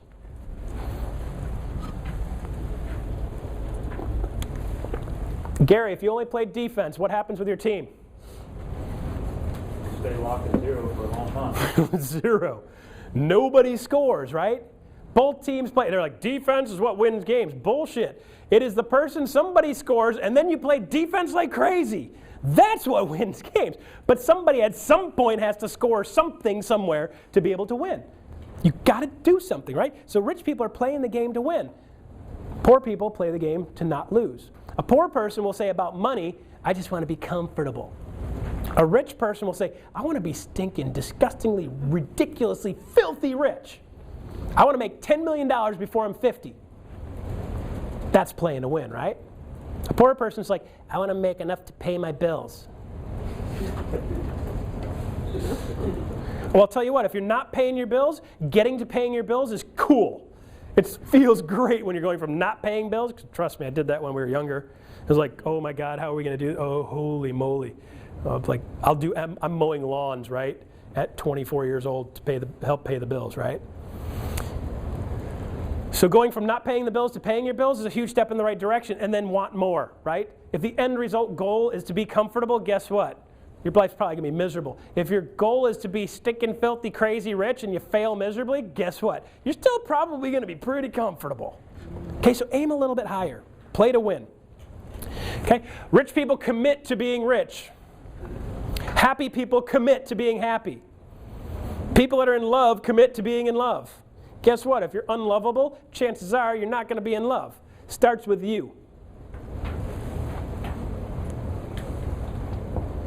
Poor people want to be rich, right? Same one, still number 3. Poor people want to be rich. Rich people commit to being rich. Poor people are like, I wanna go to France. I want to go to Germany. I want to go to Mexico. I want to go to the Bahamas.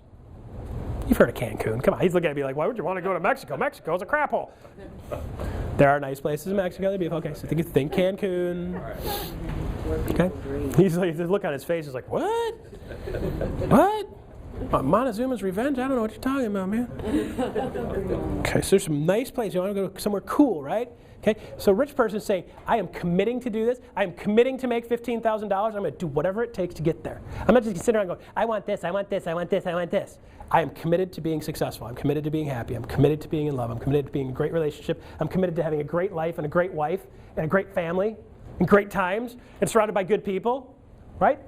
That's the way a rich person thinks. Number 4, rich people think big. I stood with this guy named Robert Allen. I actually just saw this picture yesterday. Robert Allen's got a couple more dollars than most people we know, right? Okay, Robert Allen's got some cash.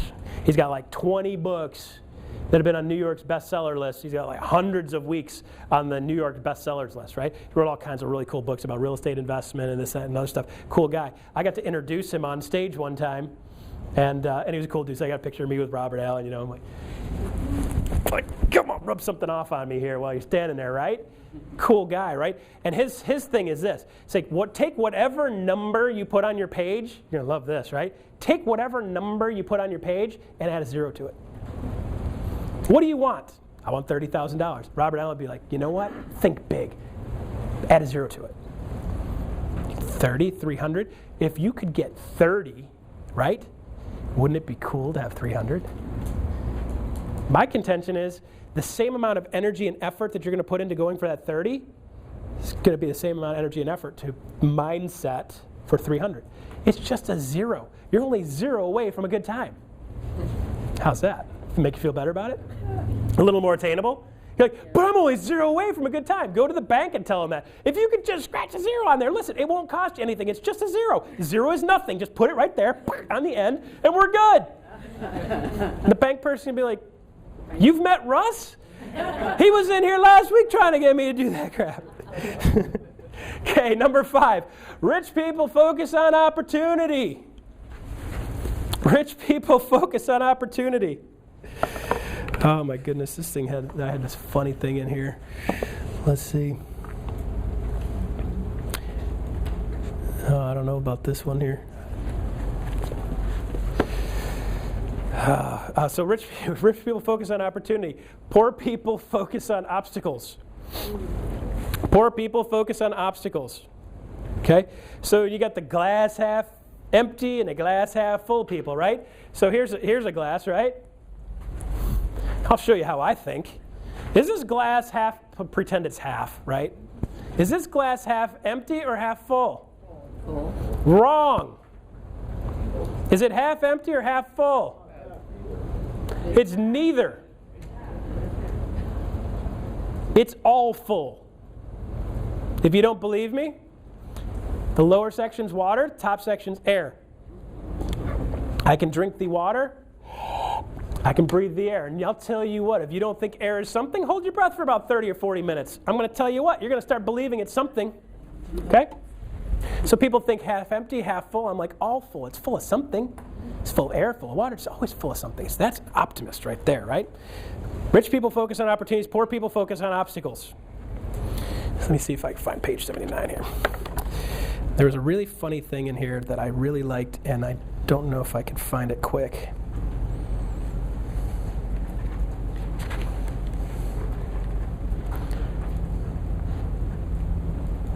Okay, so rich people, see, if you hand a rich person a donut, since you guys had donuts this morning, some of you did. Rich person, you hand them a donut, like, oh, good, donut, eat the donut. A poor person is going to focus on the hole and wonder why they got nothing. Right? Same exact type of scenario. Same donut, different focus, right? Rich people admire other rich people. Rich people admire other rich people.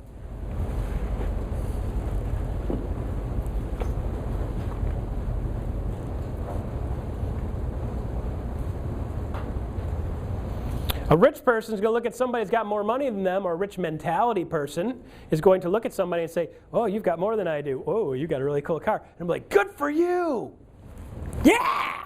Because if you can do it, I can. If you did it, that means I can do it. So they're going to look at them for inspiration. They don't look at somebody and go, oh, that person's got way too much. What do they need with a 30,000 square foot house? They're just greedy. You know, to them, they're like, this 30,000 square foot house is like 1/50th of my income, so what? To them, that's small, right? They're like, well, you want me to build the biggest house I can build? Well, let's build a 400,000 square footer, because I can afford that too. So what you might be thinking from your position down here is, wow, that's excessive. And they're going, wow, this was really conservative, because I could have built 50 times this and still had money in the bank. Okay? So when somebody like me looks at somebody building a 30,000 square foot house at the corner of Dale Mabry and Bush Boulevard, I look at that and I go, wow, nice apartment complex. Holy crap, that's a house? Good for that guy. Man, I wonder what that guy did. That dude is cool, right? And to him, he's like, no big deal. It's 30,000 square foot house. Big deal. Right? I look at him and go, wow, awesome. Knock yourself out. You see somebody drive by in a cool car, you're like, yeah, go get some. Right? Poor person to be like, see somebody driving by in a cool car, they must sell drugs. They must be a drug dealer. They got to be doing something illegal, because nobody should have that kind of money, right? Think about the mentality behind it. So there's a Huna principle which says, bless that what you want. So when you see somebody that has something you want, or experiencing something you experience, or doing something really cool, say, good for you. Good for you. And the more you feel that, and the more energy you can put into that, and the more you can revel in the fact that somebody else has got something cool, and be good for them, the more likely you are to have what you want. Okay? 7, rich associate with other rich. Did we talk about this earlier? Yes. Your mom said be careful who you hang out with. Remember me saying that? This is where that applies. We've already talked about that one, so we won't go into any more detail on that one. Number 8, rich are willing to promote themselves. Rich are willing to promote themselves. It's funny, because if you're in the real estate business and you're not wanting to promote yourself, because you're like, well, I don't want to promote myself. This is very real estate agent-like. I don't want to promote myself because I don't want to bug my friends, and I don't want to bug my family, and I don't want to bother people, and I don't want to make them feel uncomfortable, right? So we hear that all the time. Why didn't you do that? Well, I didn't want to make my people feel uncomfortable. Okay? A rich person is going to say, what I have is valuable, and I think you need it, and I believe in it so much, and I think it's so cool, and I'm so great with this and great at this, that there is no reason in the world I shouldn't make sure you know about it, because I'd be an idiot for you not to know about it, right? So I've got this new little massage gizmo that I built, which is basically lacrosse balls. You know what a lacrosse ball is? It's like a hard rubber ball. It's like a giant super ball, right? Can't even imagine guys playing lacrosse, flinging that thing at each other. You can chuck it at 100 miles an hour. Heck, I dropped one on my foot and just about killed me, right? So I built this little thing, and I built it on a little stick where you can put like 6 of them in a row, and you can set it on the floor, and you can lay down on it, and you can roll up and down on your back with it. Because I got this muscle in my back that locks up and just drives me nuts, right? I got these little spots in the sides of my legs that hurt, so I start rolling the sides of my legs because I can use my body weight and just lay on the thing and relax. And it massages these knots out. It's pretty cool. So I patented the thing, right? And I think it's really cool. So I drag it to the gym, and I'm like, you guys got to check this thing out. This is awesome. A poor person would be like, well, I built it, I put it up to my home. I just, I don't want to make people feel weird. I don't want to. I drag it in the gym. I'm like, check this thing out. Look at my balls. That didn't come out right. I built this lacrosse thing, and I had to figure out how to phrase it, because I'm like, check this out, these balls are awesome, and all kinds of inappropriate things have been said. It's very, very, very funny, and I just built a t-shirt. It's got the name of the company on the front of it. On the back, it says, check out my balls at the website address, which isn't up yet, so I won't tell you what it is, but it's very funny, and I wear it, and people are like, oh, I wore it last night, and the people at gym, you saw that. People are like, oh my God, you got that on your show? Can you imagine being at the grocery store where people don't know what it's about, right? Like, check out my balls, okay. Right. Lacrosse balls for releasing muscles, right? But we're going to have fun with it. Even my mom, who's running a Christian-based homeless shelter, she's like, that's actually inappropriate and funny. Oh, Russell. So anyway, okay? So a rich person is say, promote it, okay? If it's worth it and it's good stuff and you're great at what you do, stand up on the tallest peak and tell people about it, right? Poor person is say, I don't want to make people feel uncomfortable. No, they don't want to be uncomfortable. Stand up. If you're great at what you do, tell people about it. If you've got something cool, tell people about it. If your product is awesome, tell everybody about it. Okay? Next one in line. Rich people are bigger than their problems. Rich people are bigger than their problems. I was talking to this young lady, and this young lady's like, well, you know, you're not even going to believe this. I was at work the other day at McDonald's, and the manager's like, I want you to stay for an extra hour. And she's like, I've been here for like 6 hours already, and I don't want to be here for another hour. And oh my gosh, it's just, you know, I got to get home to the kid. And to her, being asked to work for 1 extra hour was like this giant thing, you know? And I'm going, wow. Totally different perspective, right? I sit back and go, ooh, you want me to talk for another hour? Are you kidding me? Oh, yeah, I'm in. I got another hour's worth of material. I'm just getting warmed up, right? I've got an opportunity. It's great. They look at it as, this is a big problem. So do you think if you make a whole bunch of money that your problems go away? No. Yeah. Do you think rich people, you know, like rich people are like, oh, well, big problem they got to figure out what to do with their $100 million. Right? Mm-hmm. So Bill Gates has a big problem. You guys ever seen Richard Branson? Richard Branson, the guy that owns Virgin Records? He's got this gig going, right? And they lose like $100 million on one thing. And he's like, you know, it was just, you know, we started the venture and yeah, it lost like $100 million. And it sucked. But, you know, we learned our lessons from it and we move on. That dude lost more money than you probably ever see. Well, you might make more money. Lost more money than you probably ever... No, you might make more money. Lost more money than you'll ever see, you imaginary person, because I believe you guys can have whatever you want, right? Lost more money than you'll ever see. And he's like, well, you know, it sucks, but we moved on. That's a dude that has a big problem. To you, you'd be like... To him, he's like, it's $100 million. It sucked, but we learned something from it, so we moved on. Okay? So the more money you make and the higher up in business you get, the bigger your problems get. Right. To me, the problems that we have right now have more zeros than most people because we run a real estate company, right? So to you, you're running your household and you're like, you got things going on in $100,000 and $10,000 increments and maybe some $100,000 increments. When you run a real estate company, you're looking at hundreds of thousands and $500,000 and $1 million things floating around, you know. So there's bigger numbers involved. To me, you know, a problem's a problem. You just handle it, you know. So what? It's zeros and whatever. It's attached to it, right? So it's all perspective. So here's the cool part. The more problems and bigger problems you're able to handle, the more money you'll make. Ooh. So don't avoid problems, learn from the problems, roll in them, go, wow, this is cool, great learning experience, learn something from it, and then you can use that and leverage that. So a rich person is rich and they're being paid a high amount of money because they can solve big problems. So we've got a catastrophic problem going on right now, and the dude that can walk up and go, I can fix that, yes, that's a real problem. Huge, right? I can fix that. Can that guy charge anything he wants? Yep. Heck yeah, he can. Because the guy's capable of solving a big problem. So don't live your life to avoid problems. Learn to solve them. Learn something from them. And I will tell you this. Do not attract problems just so you have problems to solve. Right? We see real estate agents in the real estate business do this all the time, guys. They'd be like, get on the other side of the deal, and she's like, you're not going to believe this, and I got this going on, and I got this going on, and then the seller said this, and you're not going to believe what I said back to him, and I'm like, what is all this drama about? I don't understand what the problem is. This is just real estate. Nobody dies. It's not catastrophic. Okay? Don't create problems just so you can say, and I just wanted to let you know, got it all handled. Well, why did you create the freaking mess in the first place? Create a mess, then fix it. You're like, look at that giant mess on the floor. And they're shoveling it up going, oh, don't worry, I'll clean it up. And they get it all cleaned up. And 5 minutes later, you roll the tape back and you're like, they're over here going, look at that. Don't do that with your life. You guys don't need problems. Trust me. Stuff's going to happen. They're not out to get you. The world's not out to get you. Don't create your own problems. Learn to solve them. Pretty cool stuff, right? Number 11. Rich people get paid for results.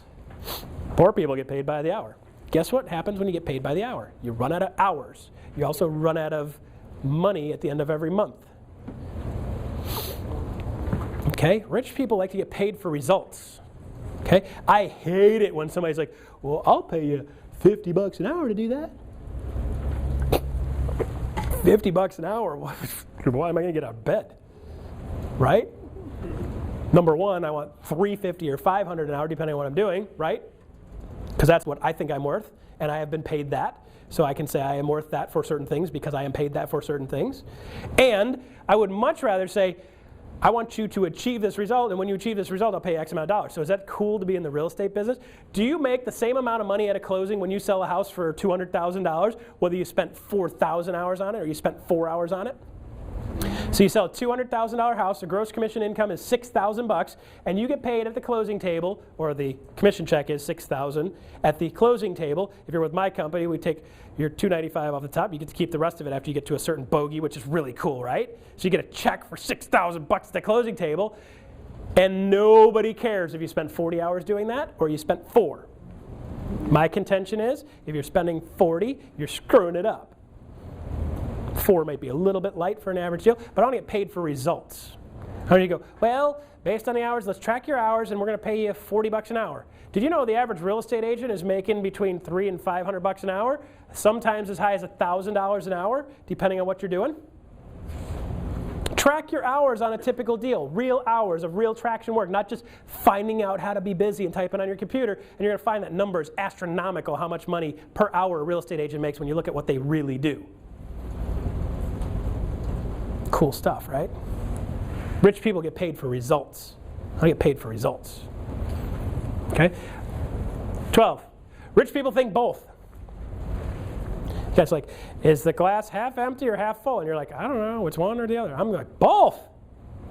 Every time, both. Would you like a hamburger or French fries? I'd like both, thank you very much. Would you like another beer with that? Absolutely. Sure. As a matter of fact, bring me 2. Rich person is going to think both. A lot of people think, well, I can either have, here's the example, you ready? I can either have a lot of money or I can have a lot of freedom and a great family. A rich mindset person say, I can have a whole crap ton of money and I can have a great family and I don't have to work a whole lot. If you guys want to read a great book, read the book called The 4-Hour Workweek by a guy named Timothy Ferriss. If you haven't read it, read it. Talks about how to pare all this crap down so you can work way less hours so your price per hour goes through the roof and you can have it all. You can have a whole ton of money and you can have time. Because a lot of people think, well, I'm not willing to work 60, 80, 100 hours a week to be able to make $300,000, $500,000 a year. I'm not either, but I still want to make $500,000. You know what my goal right now is? I want to make $500,000 a year and not work at all. Who's that book by? Timothy Ferriss, Ferriss. Timothy Ferriss, 4-Hour Workweek. If you Google him, cool stuff. Great thinking process on how to shift into, you don't have to spend a ton of time to make a ton of money, okay? Because if you do that, you just run out of time, right? Okay, 13, rich people focus on net worth. Poor people focus on income. A rich person will say, what's the bottom line? How much do I have total in the universe? Not, well, I'm making $10 an hour. I'm going to get a check for $6,000 this month, or $5,000 this month, or $6,000 every other month. What's my net worth? Is it going up, going down? Big picture, right? Rich people manage money well, poor people manage money poorly. Okay? So this is where you get the person with the lottery. You give a millionaire a bunch of money, they're going to make millions more with it, right? You take Donald Trump. He loses all of his money. He says he wasn't bankrupt, lost all his money, call it what you want. And guess what? He goes right back to making millions again. And now he's way ahead of what he ever was 15, 20 years ago when he was broke. He went from the top all the way to the bottom and way higher than the top of what he had before because his thermostat is programmed for rich. If your thermostat in your room is programmed for 74 degrees, what temperature is the room generally? Probably. Bingo. So if your financial thermostat is set for $74,000, guess how much money you're making? Turn the thermostat up, right? So you take somebody that has no money and you give them $10 million or $100 million or $200 million, think lottery, right? You give $100 million to a broke person, what happens? They don't have the programming, so they bring themselves right back to where their mindset is. They end up right back where they were. It's like 1 in 50 or 1 in 100 people actually has anything left when it's all done. I mean, the number's astronomical on how many people just poop it away. NFL players were like that. Major League Baseball players like that. They get these big contracts, and they don't know what to do with it. They buy a bunch of liabilities, and then they lose their job or they stop working or stop playing, and they got to pay $50,000 to taxes on their $2 million house. And they're like, now I got to make 50 grand just to break even on taxes on my house. What are you going to do? Well, I'm good at playing ball, but now what? So they're out selling cars and stuff, you know? They're trying to figure out a way to scratch it by, okay?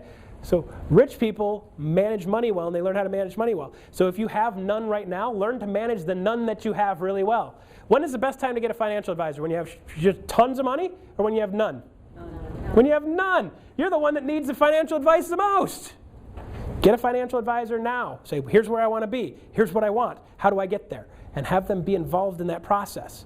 Is it good to hang out with people who have more money than you? Financial advisor, hopefully he has more money than you. Ask him. I asked my financial advisor. I said, I have about X amount of dollars. I'm hoping to say that you have at least 10 times what I have, because if you don't, I want to find somebody that does. Because I don't want somebody managing my money that's making the same amount or has the same amount as me. I want somebody who has way more. And here's how you get to the next level. Okay? Next one on the list, 15. Rich people have money work for them. Poor people spend money. So you give a rich person a couple $1 million. Right now you hand me $10 million. Guess what? I'm going to buy houses. And you're like, well, you're spending money. No, I'm buying things that are appreciating. Not only am I going to make money off of those things, but they're also going to appreciate. So the money's not only making money, but it's also making more money by appreciating. A poor person is going to say, I bought a Lamborghini. Yeah, that thing went down how much in the first day? First 5 minutes you drove it? Pfft. Value went in the car. I bought a car for everybody. Yeah, okay, we'll sell that car now. You just threw away money, right?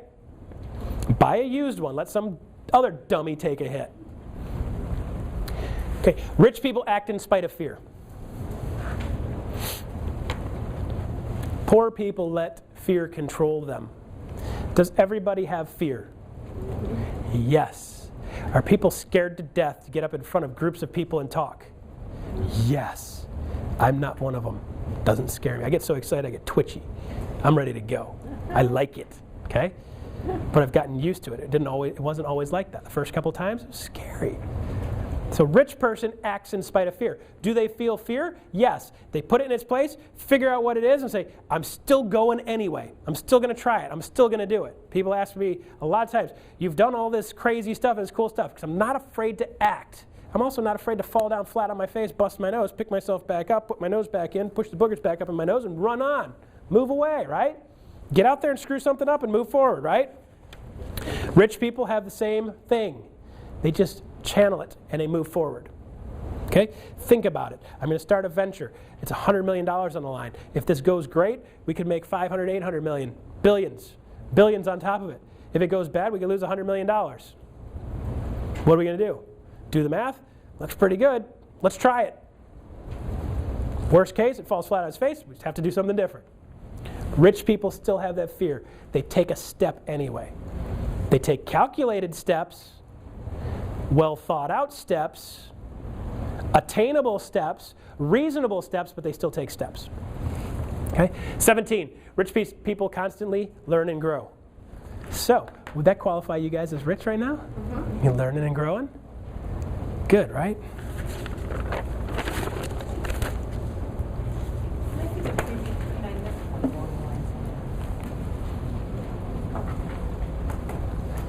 Previous screen. Okay. Miss number 10, sorry. Rich people are excellent receivers, number 10. See, make mistakes all the time. You know, I'm going to kick myself. I'm never doing this again. I screwed up. Learn and grow. I'm kidding. Rich people are excellent receivers. To be a good receiver, you need to have a giver, right? People will say to you, it's better to give than to receive. Well, I'll tell you what, the reality is if you don't give, you're probably not going to get. Okay? So what you're going to give is value. You give out a lot, chances are you're going to get a lot back. Give first. Don't worry about the receive stuff. So you want to talk about receiving? Simple things like, you look nice today. Receive that. Thank you. Not, well, you know, I got my hair done. Blah, blah, blah, blah, blah. Just thank you very much. I appreciate that. Be a good receiver. Okay? If you're not a good receiver, guess what? I could heap $1 million on you and you'd be like, no, it's okay. Nope, nope, nope. You take that. A good receiver is going to be like, thank you very much. I really appreciate it. Accept the gift. Okay? 17. Okay, for those of you in the real estate business, I've got one thing for you if you want to take your business to the next level. I do a Jumpstart training program. I call this opportunity number 1. Okay, if you haven't been to my Jumpstart program, this talks about how to build a business that you can predict, how to build a business where business comes to you, 4 keys to sustainable business, which I call the pyramid scheme, something I kind of made up, funny word, right? I like making up words. I call my ball thing Bally Wally because it's funny, right? BallyWally.com will be up soon. How to get 10% of the people you know to send you 1 deal per year. The most powerful tools to keep your clients coming back. How to build your business doing the things you love, not banging phones and chasing things. How to increase your conversion rates. Starts October 7th from 1 to 3, goes for 4 weeks. It's $100 for those of you that don't belong to Realty Direct. If you're with Realty Direct, it's free of charge. Okay, $100, reprogram your brain. This is business focused on real estate business. How do you take your business, build the foundation of your business, and eliminate, and we incorporate a lot of this stuff into how you build the foundation of your business. Does that sound pretty cool? Okay, good. Due to limited space, we've only got 6. We've already got 5 or 6 of my people going to be there, and we only got space for 10. So we've got space for 6 right now. If you want a part of this, I have a sign-up sheet up front here. I have these up here for you guys. Again, I am not afraid to sell something because I think it's valuable for $100. Just to make sure you're committed. Okay, this is going to be done at our office. We'll do it at our office right now. We may do it here if it gets a little bit bigger, but right now we'll probably do it in my office. And you don't have to worry about me putting you a headlock and giving you noogies and stuff and wedgies and things like that. It's just come in, learn something cool. If you want to associate with somebody like us or someone like me, feel free, join our company. If you don't, that's cool. Come learn something. It's $100. Learn something cool. Take it out there, make better money, do better business. I want all of you to be great at what you do. I don't care who you work for. Because as an industry, the better you are, the better we all are. That's the way I look at it. So I'm happy to help raise you guys up. Okay? Good stuff? Okay. Did you learn something today? Yes. Powerful stuff? Yes. Do you know how to fix some of the problems that you've already got going? Yes. Have you seen some things in the light of what they really are? Yes. Did it scare you a little? Yes, I looked in the mirror and I saw something I didn't like. Cool part is we can change it. Sometimes you look in the mirror and you're like, ooh, I dig that. That looks good, okay? And that's what we're gonna start looking for. Do you know how to have a happier day? Yes. Yeah, okay? So no excuse to have a crappy, unhappy day. Now you could say, hey, every day I'm having a bad, oh, well, I know how to fix this. Now you're choosing to have a day that sucks, okay? You have control of it. So I want to say thank you for your time. I appreciate you attending, and I wish you all the best. Enjoy your life.